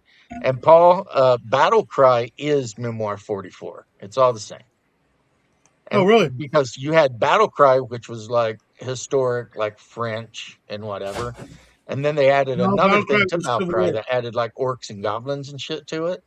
No, Battle Cry And was then Civil you've War. got exactly. You've got the Civil War battle cry, and then you've got the Ancients battle cry, which can be like from Alexander all the way to Rome, and then you've got the World War II battle cry. But they all use the same basic layout. The battlefield's split into 3 zones, and you draw cards, and the cards determine which zone you can activate units in, and what kind of units. So you might get a card that says infantrymen in all 3 zones can move forward or advance. or you might get one that says all units in the left flank can advance. So So yeah, the box that the Free HUD League sent me transdimensional conversions. all the One Ring stuff in was massive, and I said it was going to become Beans' new favorite box, and there it is. Beans Well, loves living in this fucking box. Beans is like, look at the look on his face. That is adoration. It's just a happy cat. Yeah, it's a happy cat. That boy loves me. But I don't know. I wouldn't have a problem, I don't think, with playing a game about being No, a his brother teenager left. running around. I I don't ran think a people at my table would ever want to play it, but I'm I fine. ran I mean, I ran a Buffy game years and years and years ago, and the first session they were all college kids. And when the cop showed up to ask them questions, all the players were being snotty and full of poop and all that. And I was like, this isn't working. So I said, all right, guys, I'm remaking your characters. We'll be back at this next time. And I remade them all as high school kids. And suddenly they got, because they were role players, they got into the whole idea of we're high school kids and like we can get in shit. And we don't want our parents to find out stuff and this and that and the other thing. And as a result, the campaign actually had legs because they were, kids as opposed to young adults being cocksure about everything. So, it's, Right. One of the things I love about this particular setup here, and it's thanks to Mike Dimart, his idea of starting a campaign, like let's say it's an Earth based, weird things gonna happen kind of story, but starting out the campaign as some of the characters are going to, hopefully, survive out as young kids. They encounter some weird crap, kind of like how Fox Mulder and his sister, she got abducted, and that influenced him, and that's why he's who he is, because his whole life he's been, trying to chase down the aliens that abducted his sister. Goes to the FBI, etc., etc., so that some of the characters could have this like sort of connected backstory going back, instead of just saying, yeah, when you like roll up first level characters, oh yeah, we've been friends for years. Well, why not play that out? Why not start, instead of it a session 0, it's campaign 0, where we're going to play these characters, or the players are going to play those characters, and get into some shenanigans, and then grow up, and then you fast forward because you don't want to do college and maybe the military, but then 20 years later they bump into each other, or they've been keeping in touch, or they get called back to the back origin in place. Maine. Right, like in it, and then they, now they're older and they can kind of scrap with the whatever it was, the killer clown or the alien or whatever, because as kids you don't really want to, have the characters, taking, stab wounds and bullets and shit like the regular characters could, you build them up to a certain point, and then when you get into the real game, so to speak, where there are permanent consequences and characters can die, have something more to work with, have a little richer backstory that you actually played, instead of just, wrote down a paragraph on your sheet and the GM says, okay, I can work with that, or you can't do this, can't do that. Well, just freaking play it out. I am the head of Pole. Anyway, that's a kind of a deep cut from, Zardoz. Doctor Who. Yeah, it is. Oh. Doctor Who. Oh, they had a poem. Okay. Okay, sorry. Yeah, I'm not remember up on when my he Doctor Who. No, he goes and there's that the face of Bo. Okay, the face right, of okay. Bo, that was it, is just this Yeah. giant Just head the and a tail. skin with the face in the middle of it. Just skin And then that was stretched the out. last human, and she was like Yeah. stretched out, and they had Yeah, to that was all constantly fucked up shit. moisturize her. That was crazy. Yeah, That's that back was when kind of Doctor creepy Who was too. better. But so what system does this game run? The red system, it's very much like a 6 stats. You got an archetype, and your hit points are your Fun. con plus like AD6. That's it. So you're gonna have, maybe if you're lucky, 15, 20 hit points, and that's it. Yeah. The face whole of Bo, game. yeah, the face of Bo is that weird giant Leonid looking sort of head with the tendrils. Yeah, okay. Now I Yeah, remember somebody which said which. that it may or may not be Captain Harper. Jack Harkness, yeah, whatever, yeah. Yeah, Jack that it Parker or might whatever. be him, just like I was under the impression million. that it just was, and that was that. But like I said, I haven't watched Doctor Who in so long. Well, I don't. Yeah, it turned out it was Captain Jack Harkness all along, according to Paul, and I believe Paul. Paul's pretty much knows the shit. So, a hutch of transdimensional excursion, right? Um, damn, man. I guess with the right group, that could be really fun. I know, there is a Call of Cthulhu adventure out that's specifically designed for younger kids, but it's got all kinds of warnings on it because people die. Uh-huh. And it has to do with like a Halloween, and one of the kids is actually like, I don't know, possessed or something. And there's an Which old movie? abandoned house, and there's a witch that lives in the It's a house. Cthulhu module. Oh, Yeah, and there's a witch that lives in the house that lures children in to eat them. That's how she stays young. And so it's Call of Cthulhu, but your characters are like Kid young size. teens running and where's around Cold Iron doing. Skillet? The three of us are together, and Cold Iron Skillet isn't here. He's Because we missing out haven't on mentioned a. his name enough. It's a reunion tour, and he's missing out. By the way, Shadow, for the love of Jesus, have you figured out how restream camera positions work yet? Well, I was Yeah, able do the to. one where you're big and we're two small heads. Yeah. Let's see if I can get that. Because I did something this morning. Are you ready to with- giggle, James? Because this is going to be hilarious. Because last time we did this, it was 15 minutes of Shadow trying out things and not getting it right. So get ready. Chris Schaefer, that's brilliant. Yeah, a Kentucky Cthulhu game that starts out when noodling goes wrong. That's right. Do I want Stick to know your what hand up into noodling the is? a rock and get it bit up No, by a that's not bunch it. of I don't know what. Couldn't be deep ones. They hate fresh water. I'm going to do There you a should be mitzvah, little like Shadow. screen things on your No, screen. he says it. He says they don't exist on his for some reason because he's, I don't know, fucktarded or something. I don't know. Here, It's Shadow. I'm going to share my screen with you, Shadow. Are you ready? Shadow, are you there, Shadow? It's me, Margaret. Shadow, are you all right? Are you all right? Are you all right? Shadow, are you all right? Shadow, I'm sharing my screen with you. Bring it up.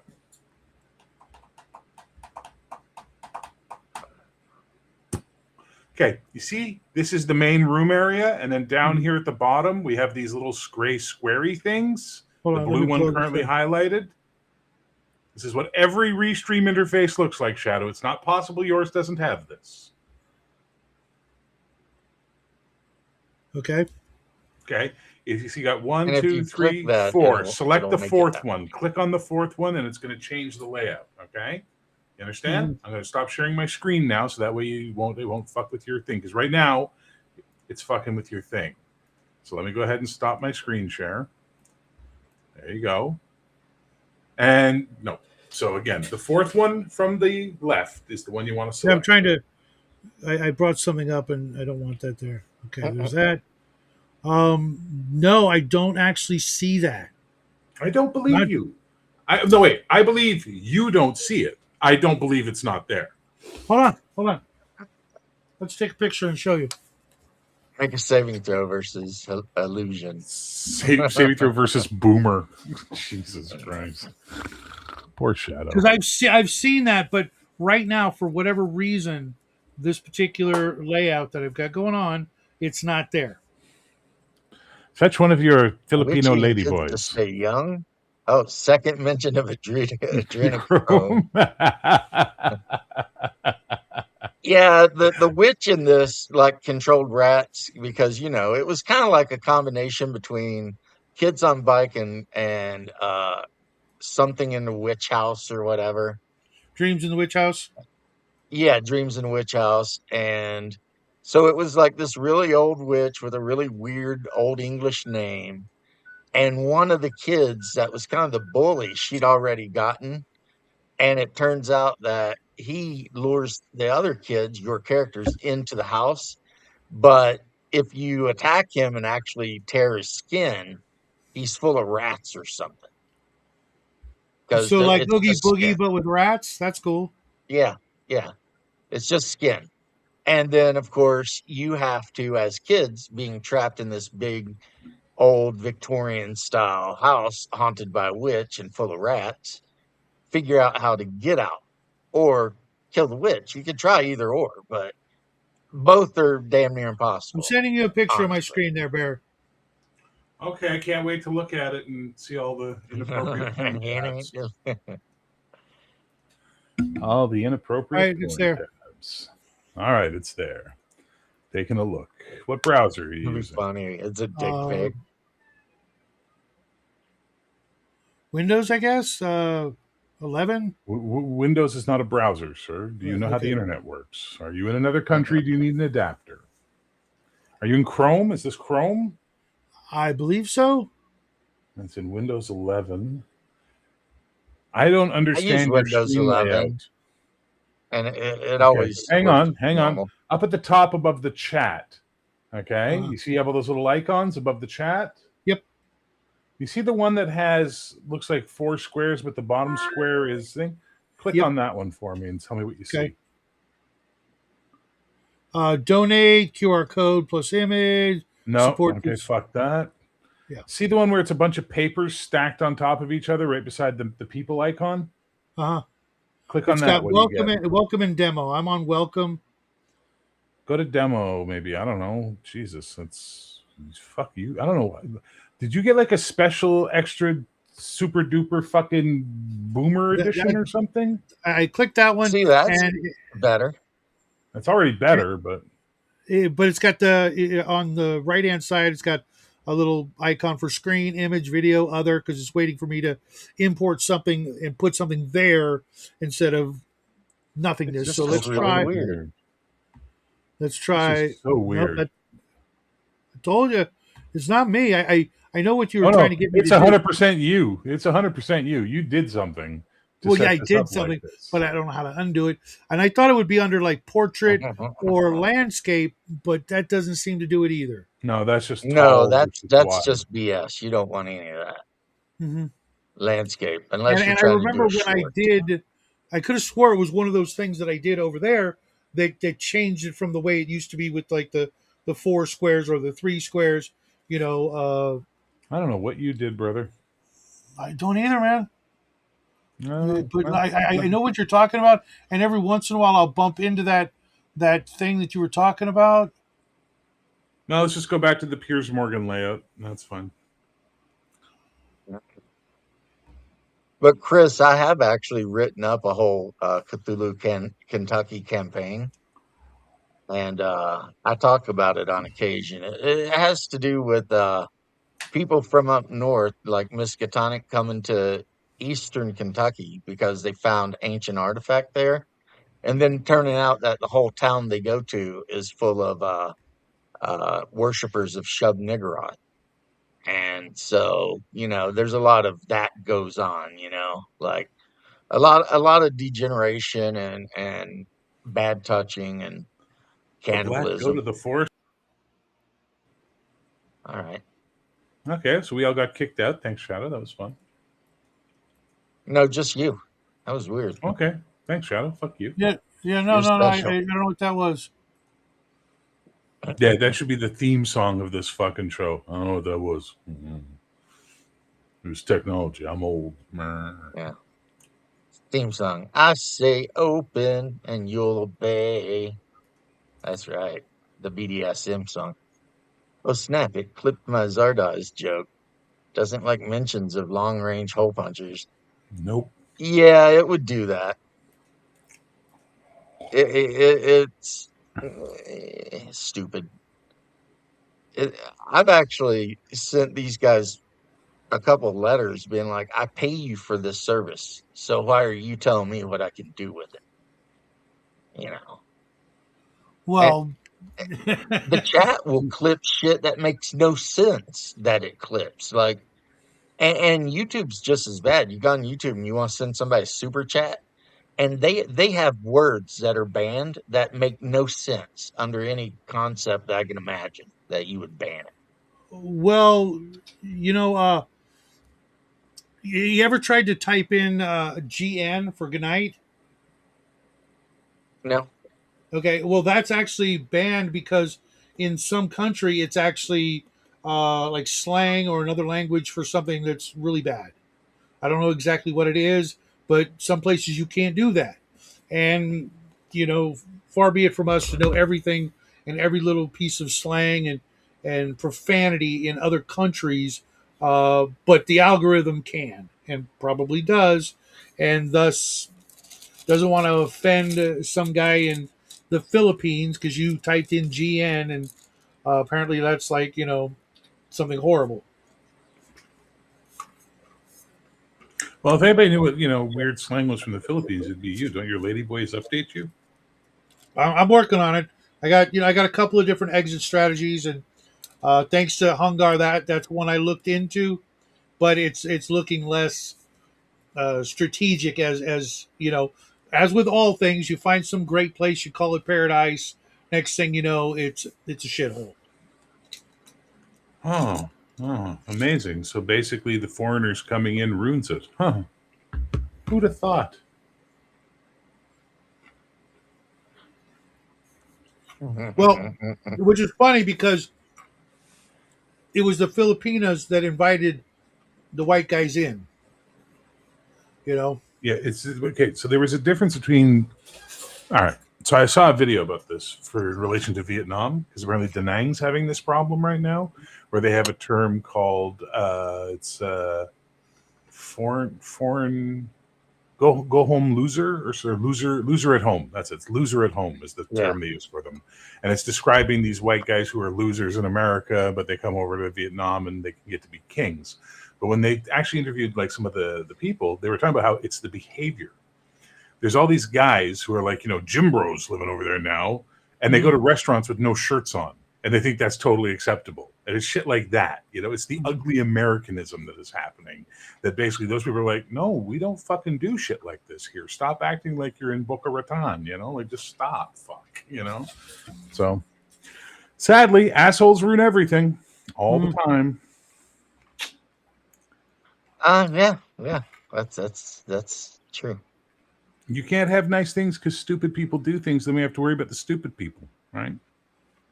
well, right off the bat, I am going to blame uh, You. the no alcohol on a huge part of people doing stupid shit when they go to other places because when it's like 25 cents a beer, and it's not shit beer or it's you know still shit beer, but people are still going to drink it anyways. Uh, you break down a whole lot of the social norms up in white guys' heads. That there should be like a warning pamphlet when you get there. You know what I mean? Some sort of public service. Hey, you're going to be tempted to do a whole bunch of shit that seems like perfectly normal, but you know maybe think twice. Meth goblins hunting for. Um, so James, that's me actually. No, Chris, those little things you're talking about, that's from I mean, the Kentucky Goblins were supposedly some weird thing that a family of people a little east of me got into a gunfight with all night. And there are stories in where I'll be right back. the Can you guys United hold down States the fort? Army has been sending special forces teams into the deep caverns in Kentucky, and apparently they've had some hostile encounters. But that's all like not even secondhand shit. That's like 100th hand. Somebody scrawled on a bathroom wall somewhere, kind of stuff. Now, do I think it's possible? It's entirely possible that there could be some type of degenerate humans that have been living in caves, all freaking like that horror movie style. But yeah, and meth goblins hunting for copper, that's not cryptid. That's a common creature. It's very Like common. if you were making a Kentucky random monster encounter chart, that'd be like half of them. Say on a die 20, 1 through 10 would just be, or every even number would just be meth goblins searching for coppers. Um, Nothing. We're just talking about what it is in Eastern Kentucky, man. No one up here I've ever met is named Cletus, but you do run into a lot of like Darrens and nobody goes by their real name. Like half of the people that I know up here go by names like Pooh and Punchy and like where's their real name is like James Willington, but everybody calls him Pooh. I don't know why. I have a nickname up here too. And I'm just like, okay, whatever. It's culture. Hey, GI, I stack you dead friend 6 feet back in 68. Put on shirt when you come eat pho. You're right. We pull. No, I've seen the same thing Bear was talking about. It's like, if you're going to go be a passport bro and hook up with like some hot chick, just be cool about it. That's all. Seriously. You ain't got to be a dick. Just be cool about it. See, if I were going to be a passport bro, which I never would because I like my wife too much, I would get probably a place somewhere near the beach, somewhere quiet, and I would take my little hot Filipino woman and try to get her as pregnant as often as possible. And if her mom wanted to move in, that'd be fine too. And we'd grill out, and just basically that would be it. There wouldn't be no running around being assholes. Yeah, but a lot of these guys are going over there to be big men on campus, right? They're going over with the attitude of I got big dineros and I'm going to just wave my American dick around or my Canadian dick or my German dick or wherever the fuck they're from. So as a result, that expression loser at home is actually a proper assessment of some of these guys. They are losers. Well, if you're going Yeah. over there because you can't get a woman where you come from, yeah, that's 100% fair. But it's also the behavior pattern. It's not just that you can't get a woman. I mean, let's be honest. In this day and age, do you want a fucking American woman? Really? Do you want a That North is an American issue. Western woman? I wouldn't. I mean, we've had this talk before. There was a time when the dyed hair meant a good time, Yep. and now it just means a bad time. There was a time when the nose piercing meant, ooh, she's freaky. Now it means, ooh, freaky, she's yeah. psycho. Yeah, she's psycho and she hates men. Loveland Frogman and Cincy. Yeah, I've heard of the Loveland Frogman. The Cincinnati, the bridge going from Lexington to Cincinnati is supposedly haunted like 9 ways to Sunday too. And the same with Vietnam though. Bear, if I went to Vietnam to find a cute little Vietnamese chick, I would set up shop somewhere and just, you'd probably never see me really. Yeah, you'd go all Colonel Kurtz. Yeah, I would just set up shop somewhere with my hot Vietnamese wife and find things to do. That I wish I involved could just see me. your face right now, but I can't because Shadow has this inability to take comments down. So you're just gonna have to stuck with that. Shadow is a pro. Oh, he's a pro. Looks like he finally figured out how to stream his intro music to the actual stream, so we're not listening to it on a cassette player. Hey, Shadow, take down the comments so we can see James' face, please. Anyway. Sure thing. Thank you. Actually, I did that a long time ago. Bear, I downloaded the music over a year ago to the live streams. Yeah, no, you didn't though, because I remember less than a year ago going, "Dude, your music sounds like shit." Okay, maybe 6 months plus. That made that. I was actually listening to what you were saying through my phone because I can do that. And there's a couple things. One, guys like me, I almost never date white girls. Almost never in my entire life have I done that. And here in the States, they've become westernized and non-white women, and they're really no different, except on the outside. A lot of the things guys want is old-fashioned values, which except in certain places here in the States, that's just you're shit out of luck. You're going to get the brain damage that we see. Like you were talking Shadow, about the hair. Fucking techno barbarian, take down the pinned comment so we can see James's the pinned face. comment. I thought you said just the comments. I thought I did. No, you didn't. Okay, do you see James's face right now? No, you do not. Okay, here it is. Okay, sorry. Hey, James, you looking handsome today. Look at you. Okay, I'll go back and do this though, so I can actually see the comments. Here. Yeah, There's Paul, only you're right about there's the only German sex tourist thing too. That's here. disgusting in my Sharing a picture opinion. with you, Shadow. This is the only type of white woman worth pursuing anymore. James will be happy when you It'll be pop a this one up. I promise Hyperborean. you. That's going to be a goth Oh, chick. oh yeah. Oh, Uh, it's a big titty goth chick. I know her. I know her. Yeah, I've seen her. Yep. I asked her what she brought to the table. That's what she Yeah, brought to the table. I'm not into big titties, but there is one goth chick that if I was You can't win, James. You can't fucking win. Shadow is like it's like watching your grandma try to use a cell phone. It's insane. What did I do? You got the chat streaming over James's face now. Oh, okay. So I can't do that either. Okay. There you go. Now we can see James again. Well, I could see him, but you know, I could, yeah. you know, here in The here Shadow's in going to take the chat down, but cover my face with the Restream logo. you know, a lot of guys want old fashioned values, and you just can't find them here. You know, and that's the thing the women don't get, and that's really this whole issue of uh, deriding folks who want that is coming from those blue haired septum pierced land whales that are pissed because they can't get a dude, even though they say they don't want one.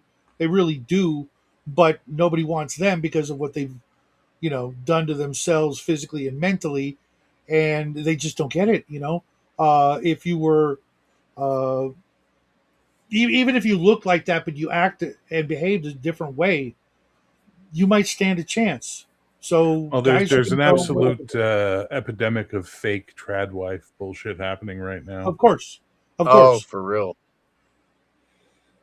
Just like Yeah, the you probably do. epidemic of OnlyFans whores that all of a sudden find Jesus and want to start Oh their own yeah. ministries. Yep. And it's like, Mhm. get out of here. Oh my god! I started watching this documentary. It's a 4-part documentary from Hulu. Came out in 2022. It's about Teal Swan. Do you guys know who Teal Swan is? I have heard of him. Her, and she's Oh, this okay. failed adult Somebody else. model. Basically, she failed. It's called The Deep End. It's 4 parts, and then she's basically now a spiritual healer and essentially a fucking cult leader. You know what I mean? But like there back when she was doing her YouTube videos, building up her cult. 4chan was all over like doxing her and finding her old fucking nude modeling pages and shit like that. Like they were really hard on her. And I started watching it and I got about 15 minutes into it. And I went, not today. I cannot watch this today because I'm just gonna fucking lose my mind. I'll wait till I'm in a good mood to watch this because fuck, I hate that shit so much. So much. You look at her crowd and it's all like, women or simps, women or simps. There you go. It's just like, yep.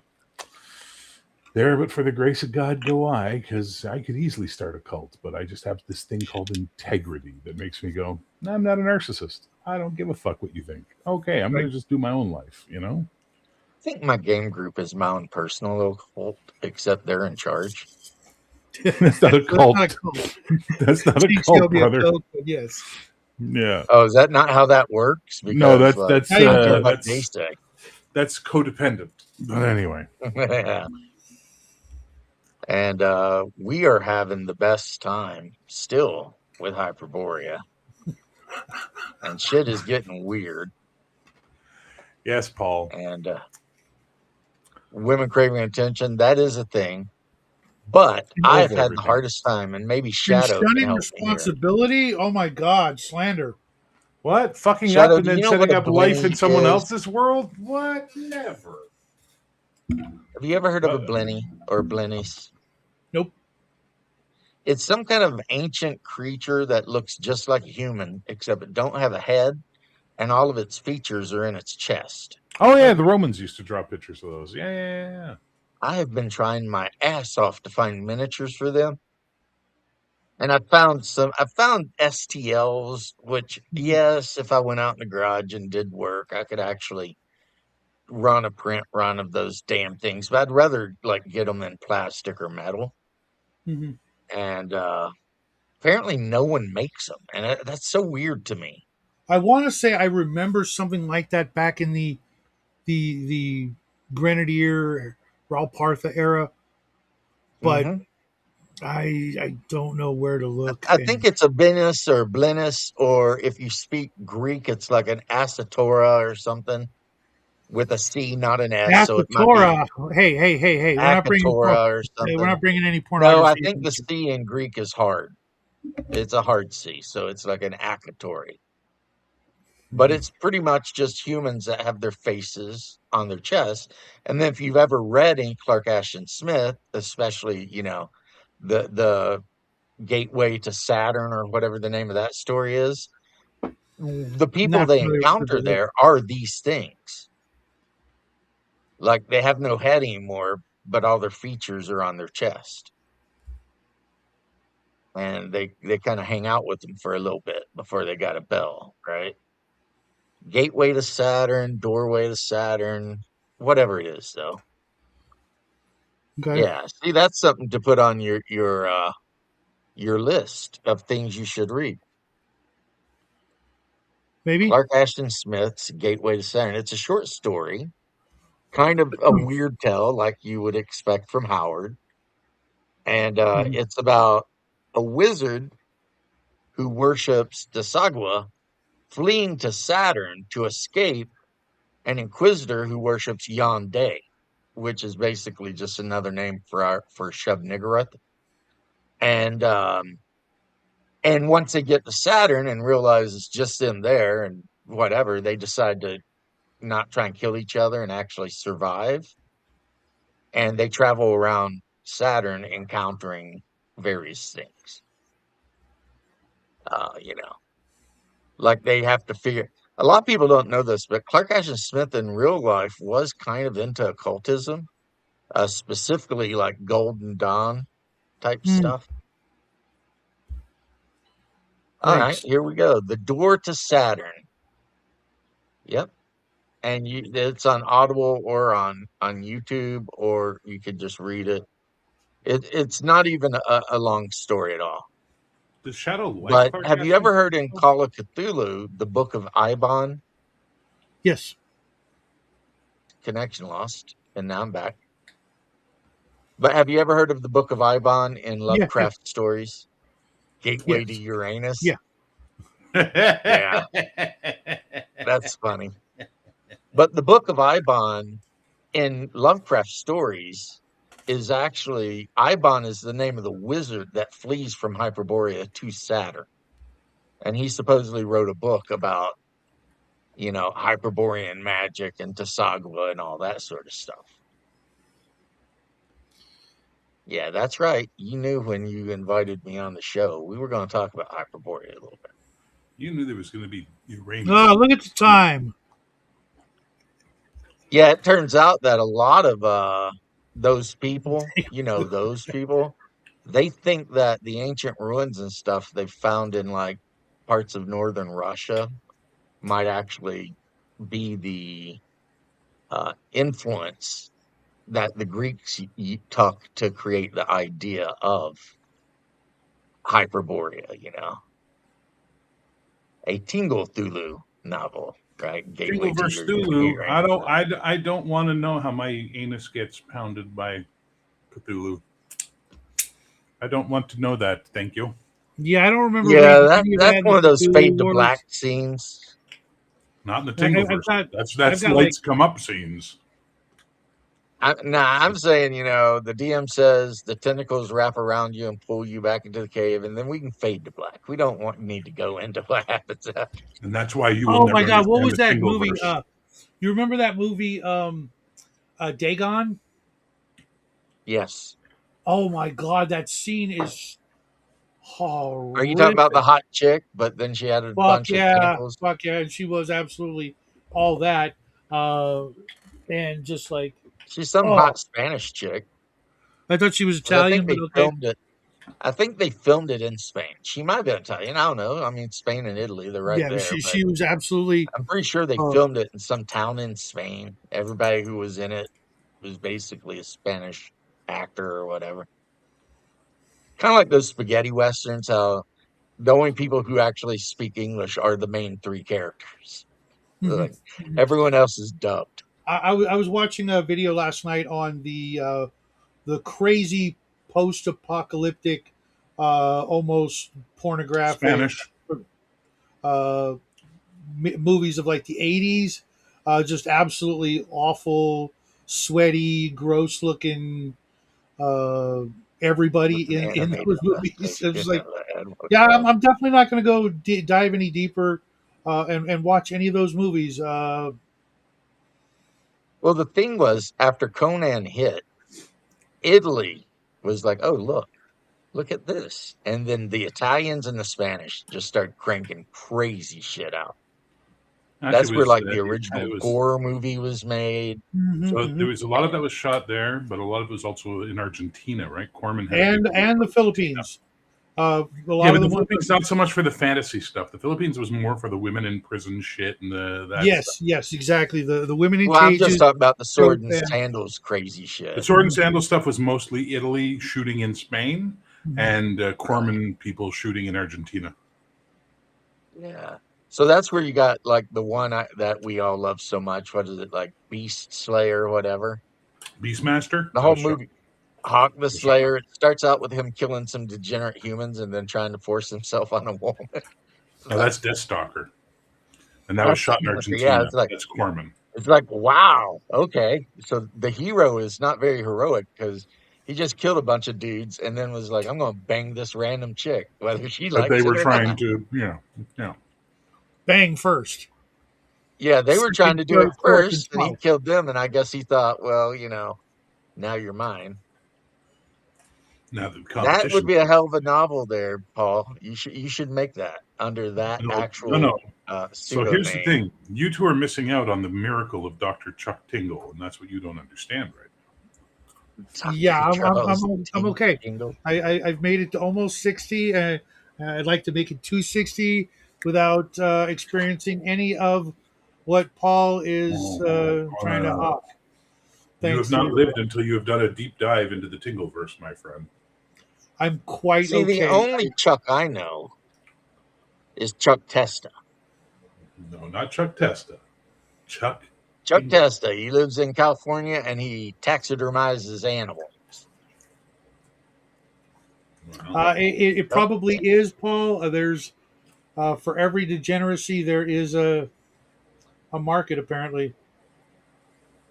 A lot of those Italian made sword and sandal movies, there would be chicks in those movies that at no point during the movie were they ever wearing clothes. if you look at And they would be like major parts of the movie. Corman's Warrior and the Sorceress, she's running around with her tits out for the whole film. Isn't that And you David got David Carradine? Carradine. Yeah, David Carradine is the hero. Yeah, and then if you look at Yeah, the main Lucio character's Fulci, woman. yeah, she got her tits up the Man, whole movie. She's an Argentinian the actress. whole And movie. then you got Lucio Fulci in Italy. He made a movie called Conquest, where the evil queen is wearing a golden mask and has her tits out for the whole movie. It's just like it was the '80s, man. Tits for everyone. Okay. So now I have accidentally encountered Chuck Tingle. There you go. Congratulations. Welcome to the hell that lives in my mind rent free now. So Chuck Tingle is a pseudonym or a pseudonymous author known for quirky self-published erotica featuring monsters, objects, and abstract, with some works earning Hugo Award nominations. There was a plot. They basically went and did it to get him stuff. But here's some of his titles. You ready, Shadow? Here's some of the titles. Hot His track. romance novels Hold and on, hold on, hold novellas on, have such. Okay. hold on. La Yeah. la la la. Yeah, I'm All ready. right. La la la. Get that out of your system. There you go. Romance novels and novellas with such titles as Helicopter Man Pounds Dinosaur Billionaire Ass, a novel. Buttageddon, The Final Days of Pounding Ass, a novel. My Billionaire Triceratops Craves Gay Ass. Taken by the Gay Unicorn Biker. I'm Gay for My Living Billionaire Jet Plane. Glazed by the Gay Living Donuts, etc., etc. Bury It's a your gay. fucking role-playing game out of this. Camp Damascus. Chuck Tingle, Lucky Day. Oh man, he's got one book and it's just called Straight. Bisexual Mothman mailman makes a special delivery in our butts. This is so. This guy's literally gone out of his way to create a brand new level of hell. How about His this? last book in Trans 2020. wizard Harriet Porber and the bad boy Parasaurus. Yeah, Parasopolis, an adult romance novel. Yeah, His, Parasopolis. It's his like, last what? book.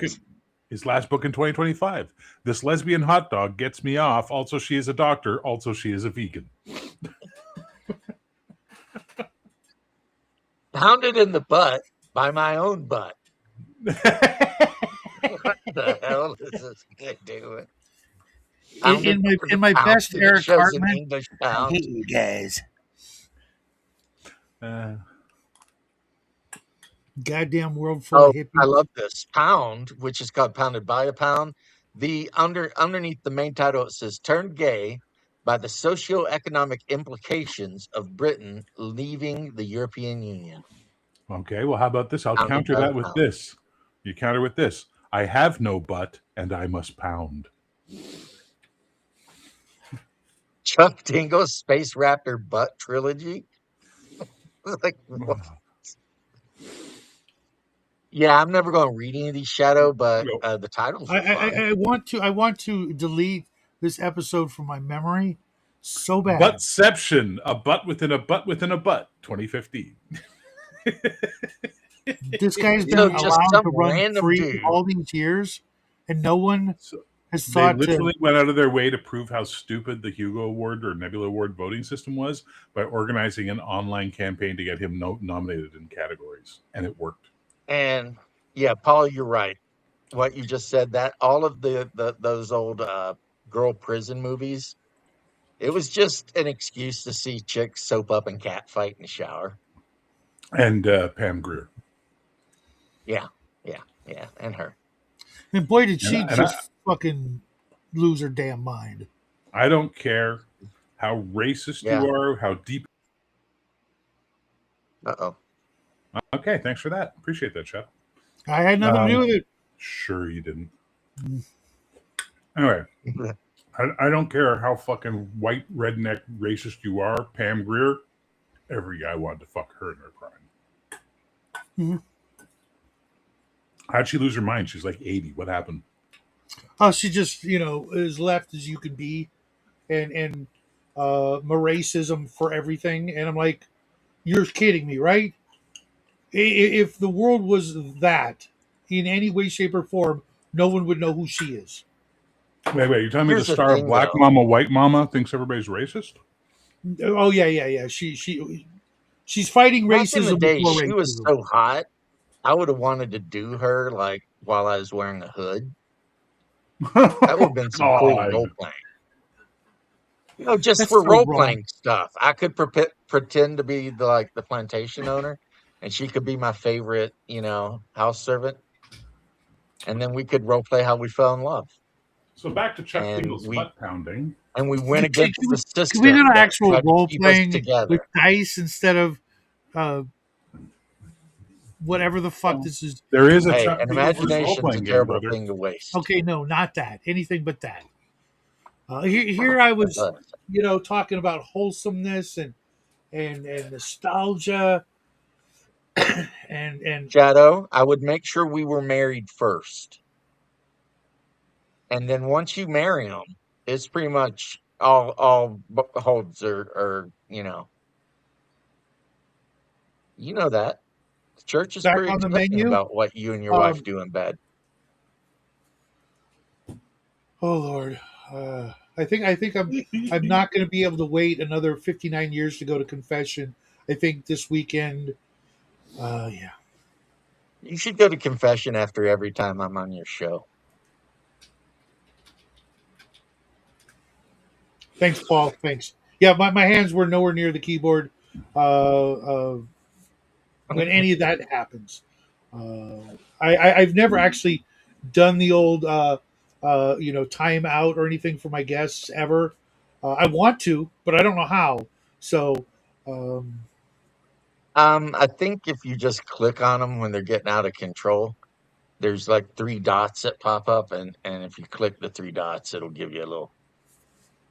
I've never done it, but I'm pretty sure you can do 3 dots for what? Nope. 3 dots for pounding my butt. it. I'm here all week. I respect that guy's moxie, to be honest. He started out with no talent, and he just started putting shit out, and now he's like an internet meme. So I mean, that's not terrible, right? Or it is, but whatever. I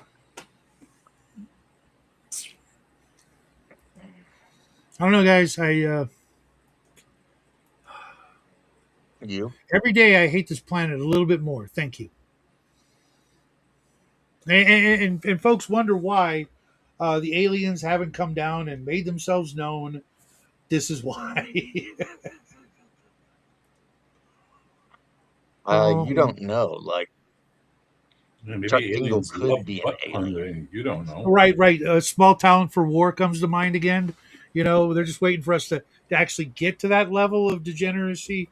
That's why they went, thousands of light years across the galaxy to find people as degenerate as they are, so they could pound their butts. Yeah, that's what happened. There was a lot of butt. I'm pretty sure anything that's found a way across the Milky Way has also found a way to nip all that degeneracy in the bud. Really? Because all the people who found their way across the Atlantic during the most dangerous time to be on a boat pounded a lot of butt when they got here, and probably a lot on the way. Right, but see, that was good old fashioned meat and potatoes. You know what I mean? Not adding curries. Yeah, Shadow, go ahead and explain that away. I'm just saying it was there was no accoutrements. Just poke a hot ass. That's all I'm saying. Just good old fashioned, non-consensual sex. Good old fashioned butt buggery. Good old fashioned butt pounding. I'm pretty sure that the butt pounding was actually a smaller percentage of the buggery. It was probably the normal kind. Really? So you don't think the expression "rum, sodomy, and the lash" came from something? I never heard that before. Just the 3 things that kept the British bar Navy in afloat. downtown Orlando. Rum, sodomy, and the lash.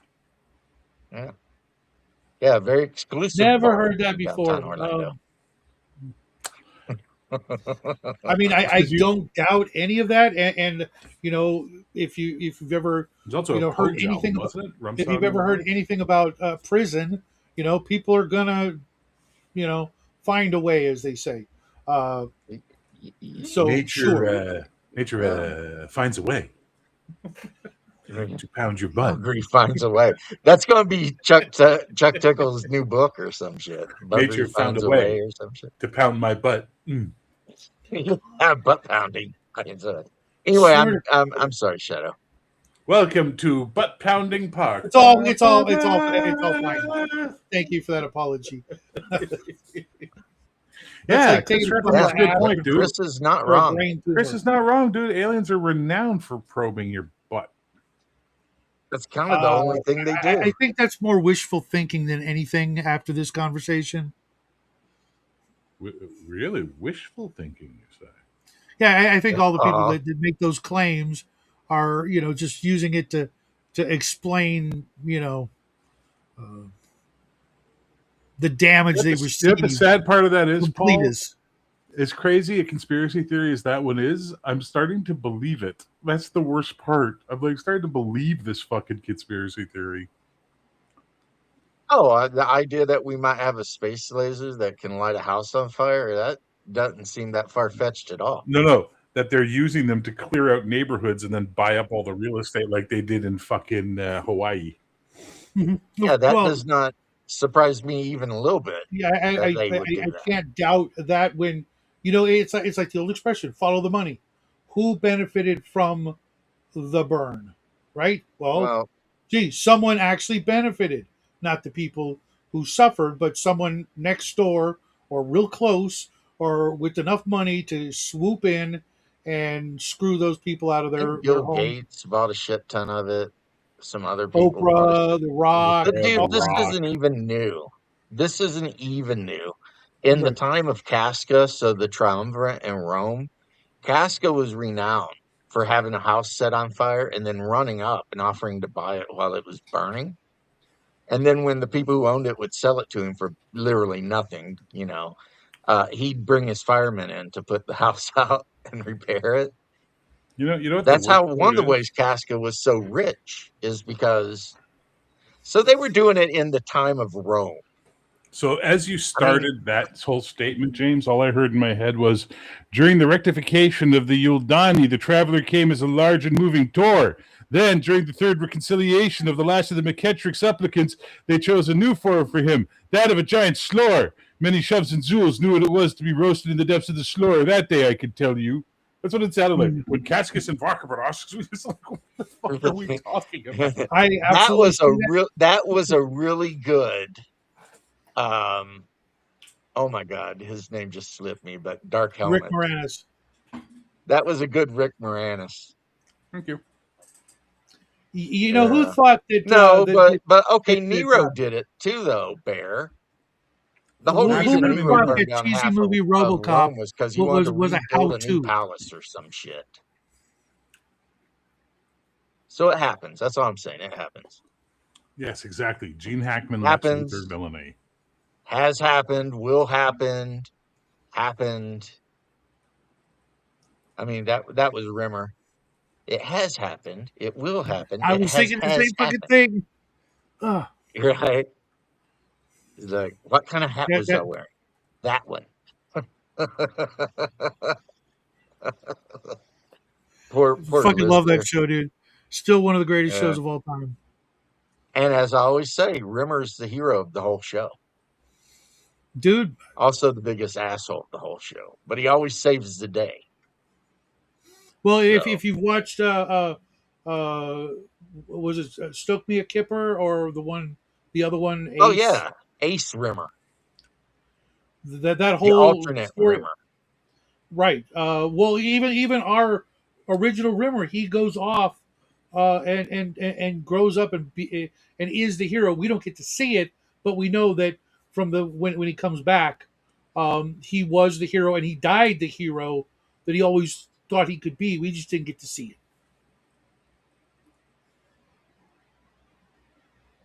Right. And when you see that scene, I remember the first time I saw that scene with all the little hologram projector things making that big giant freaking ring around the star, and you saw all like the literally countless number of alternate rimmers that had come and died and were brought there, as a last resting place.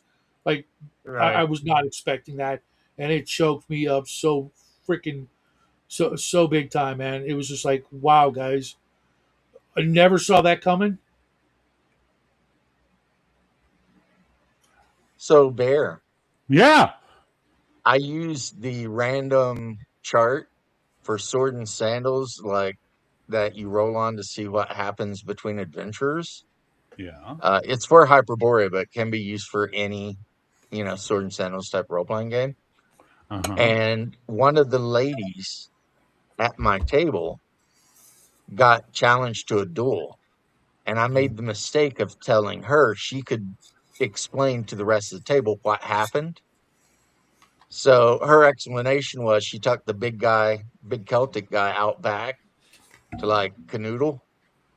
And when he Uh-huh. pulled his pants down, his canoodling stick was really small and she laughed. And it turned into a duel to the death the next morning.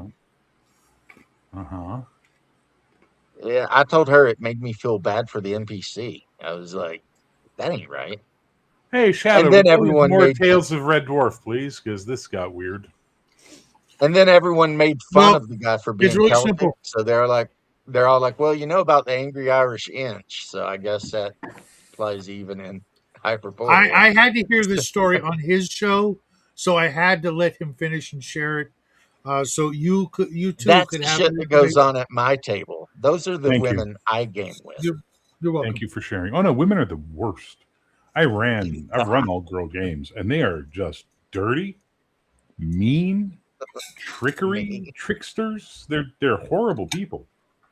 The more time I spend around women, the more and listening to them, and the more I realize why for 5,000 years of human civilizations made rules to shut them up and give them no power. Like just like no, we gotta lock this shit down now, or we're gonna fucking all burn to death. My wife's a sweetheart, but she So got what you're saying is Satan was actually a woman. Okay, there was two at one time. So Shadow, then James. Shadow? So what you're saying is Satan was actually a woman. God's a woman. All right, and James? Basically, a halfling picked my wife's pocket in an OSE game, and she went on a genocidal rampage against halflings until her friend, who was a gnome, convinced her that killing all the short people was not the right idea. But she took it to that next level. She's like, "Oh, that group of halflings robbed me. I will kill every halfling from now on." I was like, and I'm just sitting there looking at her like, "I married you. You're sweet, but maybe not." Wasn't she Danish? She is. And being There's your robbed, she answer. took that shit real personal. She's like, "They There's stole your my fucking gold, they answer. all die." So, There's your answer. yeah.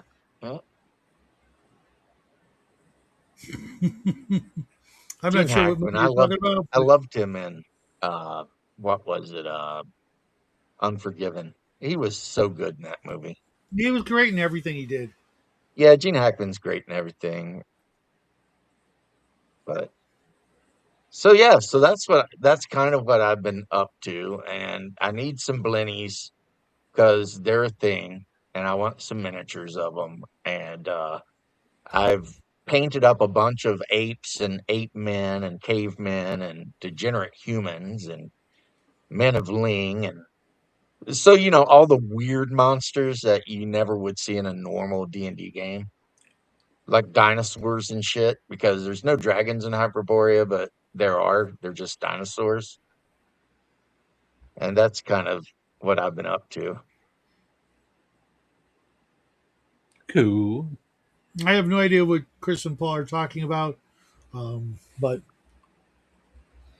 glad they can meet their They're probably acquaintances. talking about a movie. How about Lex Luthor in the Superman movies, and specifically Superman Returns? Right. Okay. I don't know much about that, but I do know that he had a real problem with a town named Otisburg. Otisburg? Yeah. It's just a tiny little place. It's just a tiny little place, Mr. Luthor. It's just a tiny little place.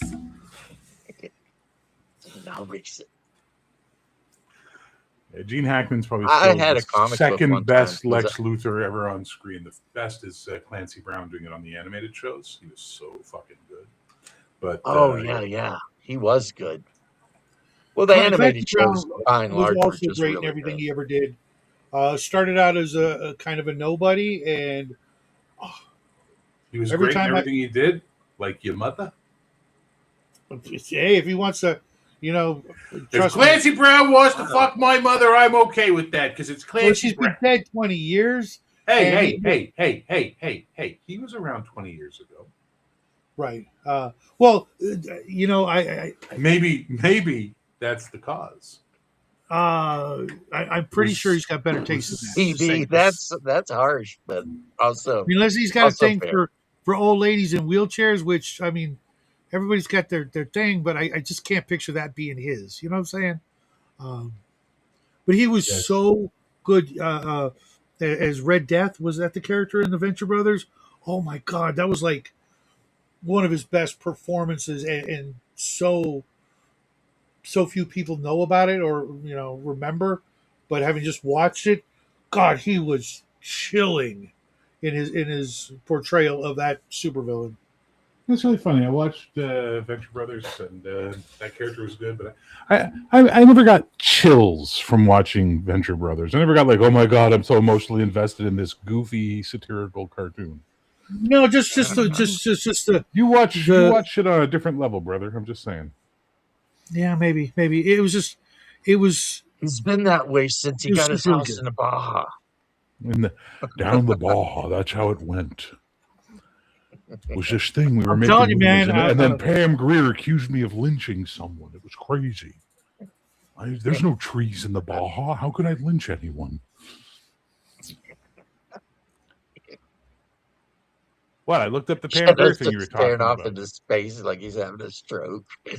No, I was reading Paul's comment. Yeah, God's Alanis Yeah. Morissette. That's why I don't believe in Canadian God that wrote a song crying about how Dave Coulier left her loser energy.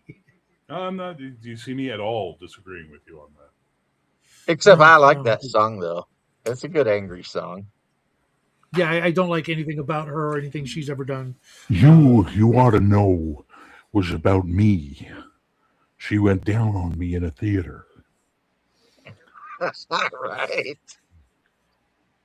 Oh, my thing to make fun of, especially on Double D shows, Marisha Ray, because it turns out she's born and raised not far from me. I was like, it's a good thing we never met because she'd be pregnant and I'd be paying her child support So you're saying probably. Marisha Ray is holler trash? No. Yes, that's what I'm I don't saying. believe it based on all the classy shit she did on YouTube. I don't believe you. I don't It's a know who you're fact. talking about, but okay. The redhead The chick from that Critical that Role.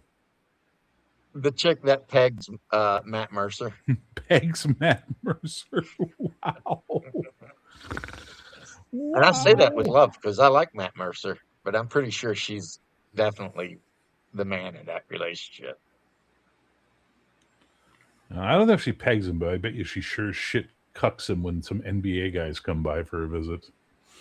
You know what I'm saying? I'm not gonna She has comment. that Knight Rider energy to her. That's all I'm saying. Yeah, yeah, yeah. Like you said, you had it right when you said holler trash. Mm-hmm. She's out in the holler. She probably slept with all the local guys and decided, well, I guess I'm pretty cute. Let's take this show out to Hollywood, see what I I'm can gonna do go to with it. Hollywood. They say I could be a big star, and she met Matt Mercer right before she got sucked into the porn industry. So there you go. Yeah, it could have She went does. either She way. does. She does voice acting, by the way. And every character she's ever played that I've heard sounds exactly like her. She's got like the Zendaya school of acting, which is I just be me, no matter what the situation calls for. I'm just going to be me the whole time. Back when I was treasurer for the Mongols, got all Biker kinds of club. prime trim. Back when I was the I don't know about that. treasurer, the trim was pretty good in Vietnam. I can tell you that. I was a Navy SEAL. I used Oh to yeah. swim into their houses at night.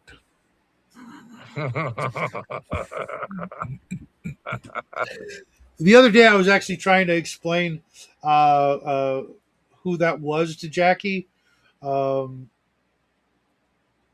he was. I Just forget have how him the sit down and conversation. have him watch Arnold Schwarzenegger movies. Yeah, Predator, The Running Man. yeah, I hate him so much. I can't watch those movies anymore. It sucks. What is Yeah, wrong with you? The hell is wrong with you? Why do you hate him? What's going on? I don't understand. Wow. because I live in California. California, that is the greatest state in the Union. Yeah, he was got to be the governor of a state he couldn't pronounce. That's right. I was the governor of California. Maria, touch my gherkin. Come on. Come on, Maria, get my pickle out. Come on. Arnold Schwarzenegger may be one of the greatest men in the last 300 years. If you don't I believe me, look up the Bill Burr skit on Arnold Schwarzenegger. Yep. look up what? Bill Burr's Bill whole thing Burr's on skit on Schwarzenegger. basically his whole thing is how many lifetimes would you need to achieve one thing Schwarzenegger achieved in his life? And it's true. Like any other human being would be loading trucks in Transylvania, he said. Yeah. Schwarzenegger come to America, become a multimillionaire movie star, married one of our nobles, a Kennedy, and become the governor of a state he can't even fucking pronounce. How are you going to talk shit about that guy? Of course he fucked the maid. Of course he did. Why wouldn't he? Of course he did. Why wouldn't you? You've already got away with every other thing that you could think of. I mean, when you're in the zone for that long, right? Isn't that what he said? That dude's been Yeah. in the zone since he was fucking 16 years old. He just California. couldn't film. Yeah, they cast him in movies. He couldn't even speak English, Yep. but it didn't matter. And then he won all those weightlifting competitions and wrote books. He said that working out was better than coming on a TV interview. Yeah, I know. I saw that. That was the Yeah, beginning of my hatred for him. Just what a fucking absolute uh, meathead. he can't be that much of a meathead. A meathead doesn't end up where he ended up. Well, no, no. I was explaining this to Jack the other day. You can take the California. dumbest person you can think of, and once they start having access to damn near virtually unlimited money, they will learn and become smarter, more intelligent, more worldly, and become a different, maybe better person. What's this? Did you Shadow, send me? don't be a hater, bro. Remember, he thinks I, Scarlett Johansson is mid. yeah. I've banged way hotter chicks than her. Way No, you hotter. haven't. No, you Yes, haven't. oh, absolutely. I fucking Stop totally. lying. Photos or it didn't happen. Um, Here comes Beelzebubba. here's the thing. That's so subjective. I Right. mean, at the Well, time when you were banging these chicks, you probably did think they were super hot it because also, otherwise, why would you be banging them, right? exactly. Because he was Well, I don't horny. know. You could say the same Because he thing was about horny, Arnold. and the fat chick put her ass up, and he went, "All right, fatty, I'm in." I have a different. Welcome to the You show, know, Bubba. Bubba, Let me get this out real quick. Like I already Here it stated, comes. I don't normally date white chicks. I have dated a few, like less than five in my whole life. you So my racist. tastes are very different than someone who thinks she's. None of us said Not, anything about dating. We said banging. There is a I was trying difference. to be, a little nicer because every woman I did that with, I was dating. I didn't just, well, that's not true. Who am I kidding? There were a couple of Yeah, times. Shadow, come on now. Okay. Just stop your Anyways, bullshit, Bubba, Shadow. welcome to the I show. ran a show called Conspiracy Theory, and I know bullshit when I hear it, Shadow. Yeah, How was the ceremony? It's fine. It was short. They actually do it for each class instead of all the kids and dragging them all out for the preschool. So it's quick. They said we keep it short, so because their attention spans are short. So it was quick and easy. I like how they do it out there. That's I've what been she to where said. they try to make all these like 120 kids in all these different classrooms behave, and they're Mhm. no. So they're like one class, tomorrow's a different class, blah blah blah. Yeah, Yeah, they did. They did that with the high school where Jackie goes to. yeah. Uh, four separate ceremonies, so you don't have to sit there for an inordinate amount of time watching people you don't care about Oh, dude, do things that you don't care about. Jesus Christ, you people are so fucking selfish. Best behaved I've seen in my grandson, Alex, like that. He's bouncing off the walls and stuff usually. I was really happy. He's what's wrong with you guys? so I'm up here in the mountains, homie. Down in Harlan? I'm up. Well, I'm not in the holler. It's at Harlan. Posted a video the other day of me up on top of the mountain. I saw that. I need to get outside more, man. Oh, it almost killed me getting up there. I had to wade through like half a mile of freaking raspberry bushes. Yeah, they get ready to come in. I pulled 4 ticks off of me like within the first 30 minutes I was going up there, and So then I James, made that stupid video. Yeah. Killed a tick walking across my computer keyboard while I was making the video. And then on the way down, I decided to go through the forest so that I could just like go from one tree to the next all the way down. Yeah. I just saw a video on ticks yesterday. Be careful. You start developing any weird symptoms, get your ass to a hospital. No, he's too far Thank north you, for that Shadow, one. He's too for far. He's too caring. far south. He's too far south for that because all that fucking weird mutated tick Lyme thing. disease. Yeah, that's north. We That get went Lyme north. disease and shit down here if you're Yeah. not careful. But the Texas Starback genetically modified ones or whatever, the star ticks, the ones that make you allergic to beef, They went north, and they're coming to Canada now, which is like, Yeah, we fuck. got these deer ticks. Is what I always was. You gotta watch out for deer told they ticks. were. They carry all kinds. Yeah, that's where you get the Lyme disease. Yeah. Oh, and Yeah, they're red with like a white dot on their back, yeah, and that's what I killed last night. I killed like 5 total. yeah. Like I said, I stripped down and checked myself out in the mirror, and then I had my wife check my back. And of course, you always know you look under your underarms, and that's where I've found most of them Yeah, because they love the underarms. That's where they for come from. whatever reason. that's what it's your So- kitties. Yeah, so Bear, did you see the video of the people finding like boxes of ticks with like millions of ticks in them? Like people are just dropping. No. I don't watch videos that make me want to vomit. As a general rule, it's just a thing. yeah, that you know? makes me feel weird. Yeah. Fire. I don't It watch was- pimple it was popper along the lines of Drive videos. around and drop them off. Remember the stories of the inner cities where kids would find boxes of guns just dropped off with the serial numbers filed off. No, You've Nope. never heard of that? Yeah. Nope. Okay, one out of okay. In certain inner cities like Chicago, etc., people were documenting just magically appearing boxes, if not crates, of firearms just showing up for the kids to play with. Lord, Okay. I ask for these blessings. not a bad idea. You know. How come Well- Chicago gets these blessings and not me? Well, Right? because Nobody drops because 2 you're guns white, off around here. Guns got so expensive, man. and it was like the same Yeah. vibe where people were seeing these boxes that someone dropped, and it was just full of like ticks, like someone saying, "Here, have some ticks in this area. Here, have some ticks in that area." It's just terrifying. They must have a lot of money because can you imagine like the manpower, labor it would take to gather up a box full of ticks? Not if you're breeding them. Yeah, just breed in a lab, you just dump them. Okay, I don't know how. I mean, I assume they do breed, but I don't know how. So basically, exactly what we're it's done. talking about is the Lyme disease, which comes from Plum Island. So Thank you. Plum Island, the weapons basically the idea is they believed they made Lyme disease on Plum Island, right? Yeah, And these Paul. ticks. They pretty much did, yeah. Right. Lord, I seen what you done for Chirac, and I want that for me. That's right. That's what we're saying in Eastern Kentucky. I mean, shit. If you're just going to drop boxes of guns off, just drop one right off by 27. I'll spread them out. Yeah. I'll share with my friends. So I can, yeah, They're I'll not share it with looking- all my friends. I'll take The the whole point is best one, though, the because CIA isn't trying to destabilize you guys. They're trying to keep the inner city destabilized, right? Mhm. Never forget, You it's know not what, a though? it's They not a can't conspiracy theory destabilize that the us. CIA had agents in music production making Oh, sure okay. rap became Got gangster nothing else. rap. That's been documented now. It's fucked up, you Right. know? And the worst makes part sense. about it is, all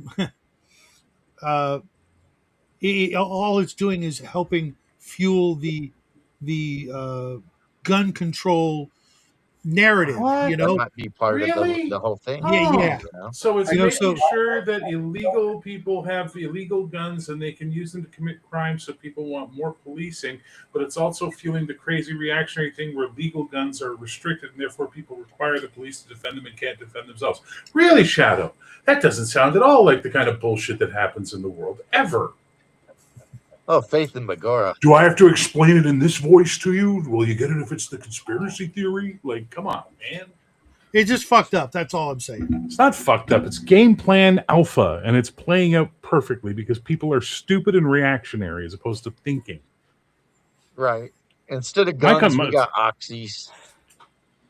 We had a fucking That's gun what we shooting, a got school shooting in Canada. Appalachia. And, We got Oxycontin. And that Yeah. jacked up a whole generation, man. Got different Dude, we had a school shooting in Canada like last year or earlier this year, whenever it was, and that was just more fucking government overreach to grab guns. You know what I mean? Mm-hmm. And you And know you what? would live in a country where I would say you definitely need a gun. You'd think. Like, because a polar bear could just eat your ass if you're out there. No, if I walked out and saw a polar bear in Montreal, I'd think something escaped from a zoo. You gotta go pretty far It's north an to Eagle find River, polar Alaska. bears. That's an issue. Yeah, but dude, there's like 100 people living there. What are you talking about? Well, that is true. And I was one of them for a while. Well, you still got big brown bears, and a brown bear is not to be fucked with. Yeah, And but a they're out in the moose will woods. stomp your guts out in 3 And seconds. They again, don't even not in care. the cities. But they're not in the cities. That's Oh, I'm sorry. My own look. My experience of living up there was basically living out in nowhere. yeah, that makes sense. So I know about worrying about animals killing you, and no one locks their car doors in case somebody needs to jump in the car to get away. From really moose were the main things. Yeah. Moose kill a lot of people with his car collisions, man. It's ridiculous. Dump an elk in your lap at 60 miles an hour. Right, right. Take your colloidal silver, buy your MRE buckets, and pay your aid to the grocery. It'll be fine. Well, that's as good of advice as any. Yeah, but All I'm things pretty sure he's considered. being 100% sarcastic and doesn't believe in any of those You things. don't know that. You I don't kind know. of think Paul B might be hardcore Catholic. He lives in Chicago. I That could have is a swore you said he Catholic was an state. atheist. Well, If I I'm don't. wrong, I'm sorry, but I could have swore you said that. I'm still trying to I convert. don't assume either way. Even if he is an atheist, that's still pretty good advice. Put your faith in the I Lord. mean, I don't have a rosary. I have a prayer rope, but same thing. I got a rosary. Well, the mention of colloidal silver makes me think otherwise.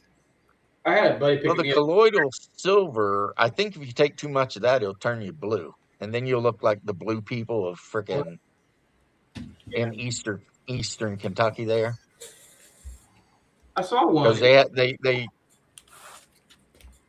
they're all blue because they had some kind of genetic thing happen Yeah, it to them. thins out your skin and it just makes you give you a blue tint. Yeah, I saw a blue motherfucker down in Pike County at the courthouse. He was there for some assault charges. CPB, I don't know. But you know what?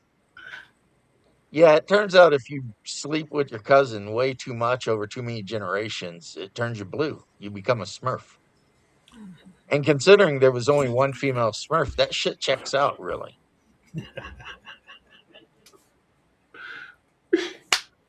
How long you back in Kentucky, bro?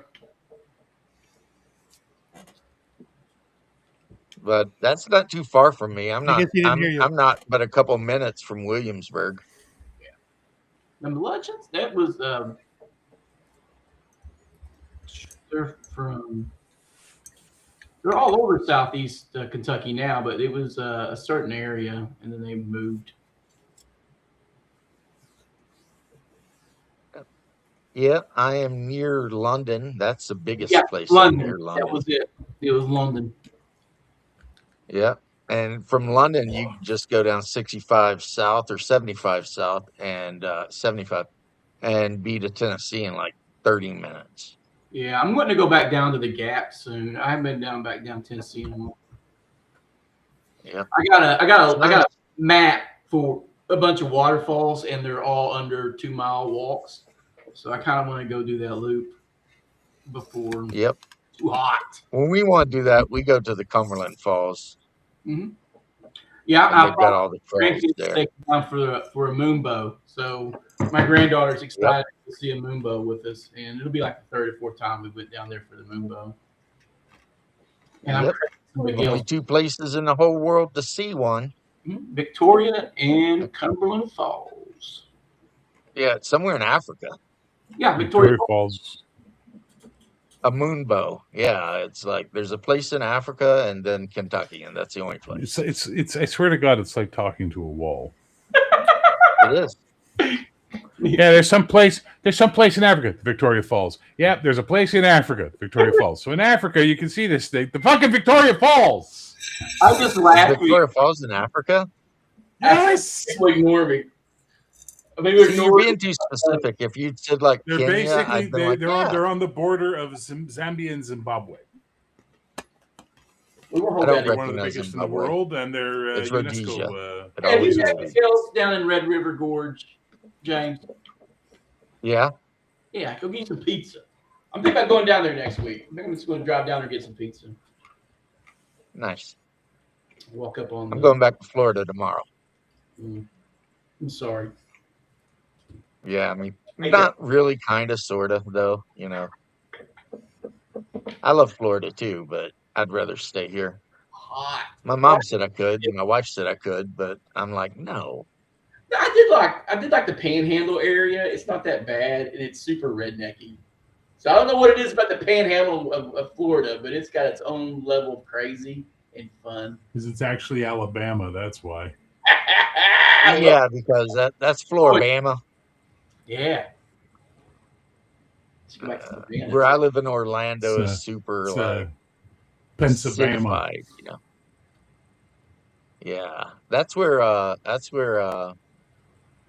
Leonard Skinner's from. Yeah. Oh, see. So I joined an open they table were from right there on the line. And I rolled an 18. And now it completely messed me up to have an 18. And I was like, oh man, what am I going to play? You could be a paladin. I'm like, I'll be a paladin. What game? It's a Dragon Slayer game. It's open table. He's doing Drell Deep. So we're looting the dwarven dungeon crawl Underdark thing. I thought about just making me a damn halfling and just maxing out at 6th level fighter just to do it. In that game, can you be a dwarf ranger? No, I could probably talk him into it. He's pretty open. But nah, be a dwarf ranger. I always feel like dwarf ranger should be a thing, but it should be like dedicated to like Underdark Ranger. Yeah. It's like playing an Underdark. And I think it's because I played a lot of Warhammer Fantasy Roleplay, and there's kind of a career dwarves can get that's basically an Underdark Ranger kind of thing. Yeah. Like a tunnel runner or something they call them. I mean, they did that in 2E with a kit, didn't they? The tunnel rat and they had a tunnel rat archetype you could do. They didn't call them archetype; they called them kits. It was a kit. Right. In Hyperborea, you can't play a dwarf because they're evil, and they will try to SA you and maybe eat you if they catch you. Like in Kentucky. And they come up out of the deep parts of the earth as giant maggots, and after a while, they will literally pupate and turn into a dwarf. And most of them are also really like goose-footed, like their feet turn in, and they're twisted, but they're really strong.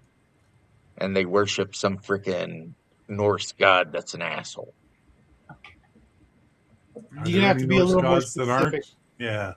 Can you narrow that the fuck down, please? Balder? Yeah, I can. I mean, Balder was cool, right? Balder, he's the god of skiing. I've never heard of him doing much of anything. But anyway, yeah, the dwarves in Hyperborea are based on actual Norse mythology. So they're twisted, evil little fucks. They're really good at making like equipment and stuff, but you got to deal with them, and that's the problem. Because they're just twisted little bastards, you know? Little bastard. Yeah, just little bastard. That's what they say. Call me Snake. I just watched Escape from New York. Yeah, but that was that song too. Don't call me little bastard, call me Snake. They're making a trilogy out of the Escape series. I saw that. Escape from LA 2 or something. I know. I'm like, hold on. It's got Kurt Russell. Instead of Escape from LA, it should be like Escape from California. Whatever the capital of California is. It should say that LA's already sank. Yeah. So now you're trying Who are we kidding? If he was really smart, it would be Escape from Earth, and he'd go anywhere else. Yeah. Anywhere else. Yeah, they could set it in London and have Escape from London. So it's going to be a reboot, guys. Hate to break the news to you. Oh, so a brand new thing. I think the only Studio. decent movie this year is probably going to be The Backrooms and Highlander, and everything else is trash so far. I think I'm very worried about Highlander. Well, You think? I've not made it out. Well, I mean, I heard they're doing what? They're going to redo the Odyssey. Dude, that's dead on. It's Oh, out. don't even get. It's coming don't out. It's even. got fucking Elliot Page as Achilles I know, right? and Zendaya as Athena. No, it's How trash. do they And I possibly can't ruin that, pronounce the right? name, but it's something like Mbakwe Abongo is playing Helen of Troy. I know. Yep. Dead on. Because the most beautiful woman in the Mediterranean clearly was from sub-Saharan Africa. Obviously.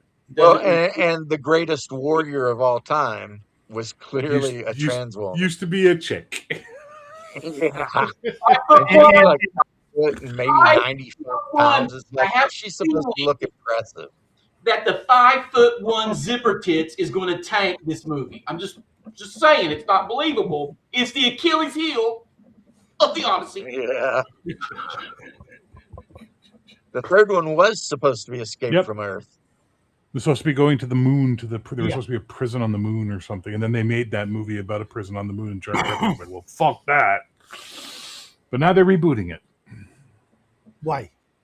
Well, if they're smart, they'll get what's his name. They'll get Wyatt to play Snake, because he does a great impersonation of his father. If they're smart, they're not smart because creativity died sometime in the 80s. And now it's just a bunch of scumbags feeding on the corpse of actual art that came before. And as the Odyssey is proving, they're not even willing to just feed on the corpse to make themselves wealthy. They got to take a dump on it too. Reanimated. Well, that's their favorite flavor. It's the worst, you know. I thought their favorite flavor was the fear of children. We need to bring back the Cannon crew. Bring back Cannon. Yeah, those guys are dead. Okay. I hate to break the news to you. I know, but we could reinvent. Same. Yeah, no. Was it Mahmoud Golan or whatever his name was? Menam Golan? That guy was a fucking genius. All right, we make the movie. We put in tits and lots of guns and Chuck Norris. It's gonna be a great movie. Let's do it. Come on, let's go. He was a fucking genius. You know, the guy went to fucking Cannes with fake posters of movies that he sold to distributors to use that money to make the fucking movies. The guy was a genius, man. The guy was a fucking brilliant human being. None of that stuff was not entertaining. Oh, who is the other guy? It's always entertaining. What? Who was the other what? Your mic's really low, Bob. Who was the other guy? Oh, I'm wondering, the guy who made Dune and all those other crazy movies back in the day. David Lynch. Yeah, we were just talking about him. David Lynch. David Lynch was the director. Dino De Laurentiis, Italian. That dude's name is on so many crazy cool movies, though. They're all cool, though. So my company is called ZEG, Z-E-G, Zenith Entertainment Group, and I did that because of DEG, De Laurentiis Entertainment Group. And then after he died, his wife was like, "Yeah, we're not doing this anymore." Yeah, but that dude made because she was just going to take that money and do the Pool Boy. The Pool Boy. Hey, she stayed with him loyally until he died. She can do whatever she wants after he's gone, I imagine. No. In Shadow's world, she must immediately jump into the ship with him as they light it on fire and send her both to Valhalla. No, that's the old way. You won't see. How would you not want that? You won't see this again. You got it too, didn't you? Lo, there do I see my mother. Lo, there do I see my father. Lo, there do I see the line of my ancestors back to the beginning. Lo, they do call to me to take my place amongst the dead in Valhalla, the honored dead in Valhalla. Yeah. You know what I think too, and this could be a wrong theory, but fair. The guy who spoke Greek had to have at one point been a Varangian. The guy who spoke Greek, maybe. I don't know. He was educated. That's for sure. That was the whole point of that character, was that he was the educated And you one. think about Norsemen and Rus would go south to Constantinople and fight as Varangians, and they'd learn Greek. Wait, they go And to then when they Istanbul got or done, Constantinople? Triangle Man. Anyway, or Particle Man. But any hoozle, and then after they were done, they would go back home, right? And that guy was old enough that he might have actually spent Might have. 20 years in the service of the emperor. Might have. Because they It's make a point possible. of pointing out how he's old. But he's also like really good at killing people too. So it's like, is this a guy with 20 years in the Varangian Guard killing Turks and Arabs? Possibly. Maybe. And Bulgars. Don't forget the Bulgars. It is my good movie. Cure song. I see. This is something me Killing and an Double D Arab? disagree with. And I think that's the album I got with them, and it's B-side of Boys Don't Cry. Ding ding ding ding ding ding ding ding ding ding ding dun dun dun dun. Me and Double D always disagree on this because I think 13th Warrior is the superior Dungeons and Dragons movie, and he thinks Conan the Destroyer is. Conan the Destroyer and while is, I can see his point, I'm just like, no. Conan the Destroyer is more like what a D&D game would be. 13th Warrior is what, 13th Warrior is what you wish your D&D game was like, you know. But in actuality, everybody spazzes out the table. No, I killed it with my knife. Whereas 13th Warrior, would it Hyperborea? Absolutely. Norsemen fighting cavemen and a random Arab just hanging out. Yep, that could happen in Hyperborea. It was a Aerostorm Entertainment movie, and it was just a cheesy fantasy, and it was an old retired, and it had a war wagon. That's more like what D&D players have. Oh, Mythica. Mythica. There were a bunch of those. This is before Mythica. Okay. Yeah, well, and they brought the war wagon Mercer to Mythica, was the evil guy. which made me giggle my balls off the first time I saw him. I was like, this guy's terrible. And then I found out who he was. I'm like, he's still terrible. Why are you casting this asshole as your villain? I love Aerostorm. Remember there was that whole run? I do like it. Remember there was that whole run of those low budget fantasy films. You can find them on like Tubi and Amazon. You know, Crown and the Dragon. You know, Elves of the, and they're all shit. And they're not even as entertaining as the 80s low budget sword and sorcery films where they went, well, we got no plot, so tits and murder. Let's run with a lot of that in this film, you know? These were just like endless shots of chicks talking. You know who one of the coolest bad guys of all time is? Me. Well, yes, but the leader of the Jund Barbarians. In Beastmaster? Beastmaster, when he comes riding up and he's got like that leather face hood thing with the bat wings, that's some creepy looking shit right there. Yeah. That's a good bad guy. I thought they were like antlers or something.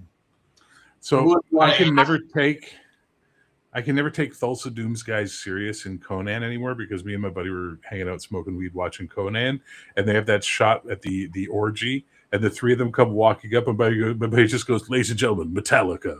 And I was just like, "Fuck! That's so good. That's so good." Yeah, the one guy is actually in other Schwarzenegger movies. Yeah, it's his body double. That's his best friend. He brought him over from Austria with him. Like his buddy barely speaks English. He's the security guard in Running Man. In the Running Man, yeah. Yeah. It must be. And he's Sven Olsen, Sweden's #1 shooter in Quick and the Dead. Yeah, that's a good movie. Sam Raimi Western, yes sir. Sharon Stone when she was still hot, yes sir. No, it had what's his name? Fuck, I like to fuck young girls, and she's too old now. What's his name? Leonardo DiCaprio. Leonardo DiCaprio. He plays the hotshot young gunman who claims he's Gene Hackman's character's son. Great movie, man. Great fucking movie. It was a good movie. Well, I just had to watch a bunch of westerns to get myself. Gervais. Ricky What? Gervais made fun of Leonardo DiCaprio because he said, "And don't be up here speaking too long, otherwise Leonardo DiCaprio will have to break up with his girlfriend before he leaves." Yep. It's like, wow, because Yep. I guess he don't date anyone over 25. Yeah. They hit 25, they get dumped. Sven Then Ole all Thorsen. sports. That's him, man. Yeah. Sven Ole Thorsen. Sorry, steroids. I had to go score some steroids. Yeah, I guess it's because of steroids. That's so good. And it also shadow proves that Arnold is a good man. He didn't have to bring his bros with him, but he brought them with him. He didn't not only did he climb the ladder to success, but he drug his bros up behind him. At least a little bit. You know what I'm saying? Well, he had to have someone watch his back while he was doing the shit that he was doing. It fucked over my What shit? What, Banging a what maid? exact Who shit cares? was he doing? Please, Shadow, He explain banged the a maid. shit. Excuse me? What was the shit he did that Dragons. fucked you over? Dude, everything he did, every movie made as governor fucked over my state. Oh, you mean the state bullshit that he inherited from Pete Wilson, the baddest governor to ever grab a mic and go, boom, give me a budget, watch me hack it. Show me a beat, I'll play. Play me a beat, I'll Don't get show me you how to wrong, jack it. we haven't had a good governor. I don't think there's. I such give the a thing. rich a giant tax loophole. I leave the poor living in a poop hole. That guy, Pete Wilson, the guy that he inherited that fucking state from? Like I said, there's never been a good governor of my state, but you would think that since he was a complete, political, outsider, he might have tried to shake things up, do things a little bit differently. He was married to a Instead- Kennedy. Do you know why? Do you know why you've never had a good governor? This is You know why? California. But you know why? Yeah, Because I'm from Minnesota, so I had to be the governor of Minnesota. Oh, my Had God. I been the governor of California, it would have been a whole lot better. Probably, honestly. Let's be honest. He was the big gladiator Russell Crowe fought at the end of the movie. I thought he was the Celt, the one that had like the full face helmet. You know the one I'm talking about in the original Gladiator? He had like the helmet that had the full face that covered him. And he was like really not ringing a bell. dude. Well, That if is you a haven't seen very fair Gladiator in a assessment, while, Paul. It's a very fair assessment of Quick and the Dead, but still, she wasn't horrible in it. Dudes and Dragons is pretty hilarious for sure. He plays Thane, but he was in the guy who was in all the Mythica. Oh, I've playing seen Thane. this movie. Ugh, It's so that's most D&D games now. To be honest, it's just a lot of ridiculousness. I remember watching it and I was all excited because James Marsters was in it and I like Spike from Buffy and Angel. So I'm like, oh, this will be good. And then his first scene happens and I'm like, oh, dear God, no. What the fuck is this? Oh, my goodness. Someone needed a paycheck. Oh, yeah. Someone owed an ex-wife some money. Woo! I love it. It's hilarious. I'm looking at a picture of Sven Ole Thorsen standing next to Schwarzenegger. You can make Schwarzenegger look like a midget. He's kind of short. Great long, big bodybuilder guy. He's 81 years old. Jeez. Yeah, he's a big boy, too. He is a big boy. He gets his, is he the one that gets the spikes through him? Or no, he's the one that gets his head smashed by the giant mallet. Well, the mallet is the mallet. He swings the mallet at the helmet, and the helmet triggers the thing and that then comes around flap. and stabs Yeah. him with spikes. Yeah. Now I can And visualize Rexor, it. the guy who played Rexor, was apparently like, I don't know, a Pittsburgh Steeler or some shit like that. Tightness of Gaul, yeah. So he was the Celt that had all the fancy armor on that what's his name had to fight. And like his helmet had a really fancy stylized faceplate that looked like the face of a god or something. Because you know how they do that, the Vikings and all back in the day, they do that kind of shit. But yeah. I didn't know he's that old though. Yeah, 81, man. He ain't young. Well, Shadow, as much fun as this has been, it's coming up on 3 p.m. here, and I got shit to do before I go to bed. So I'm going to say goodbye, Shadow. James, Thanks for Good to see you again, brother. Feel free to stop by my Good to channel see you, anytime you Bear. like. And I Bubba, will. always a slice. Just Bye, everybody. remember you said that. Don't threaten me with a good time. All right. Yeah, guys, I think So- I'm gonna hit the road as well. It's been 3 hours, and I've got some Yep. work I gotta do. Chores and shit before the family gets home. Everybody out there, Right. thanks for hanging out. This was a lot of fun. Bubba, always a pleasure to see you up and about. You too, James. Keep us posted on your big move kind of thing. I'm curious. Oh, it's going to be Yeah. a while. Don't worry about that. I know, but I'm thinking it's time to get the hell out of here as well.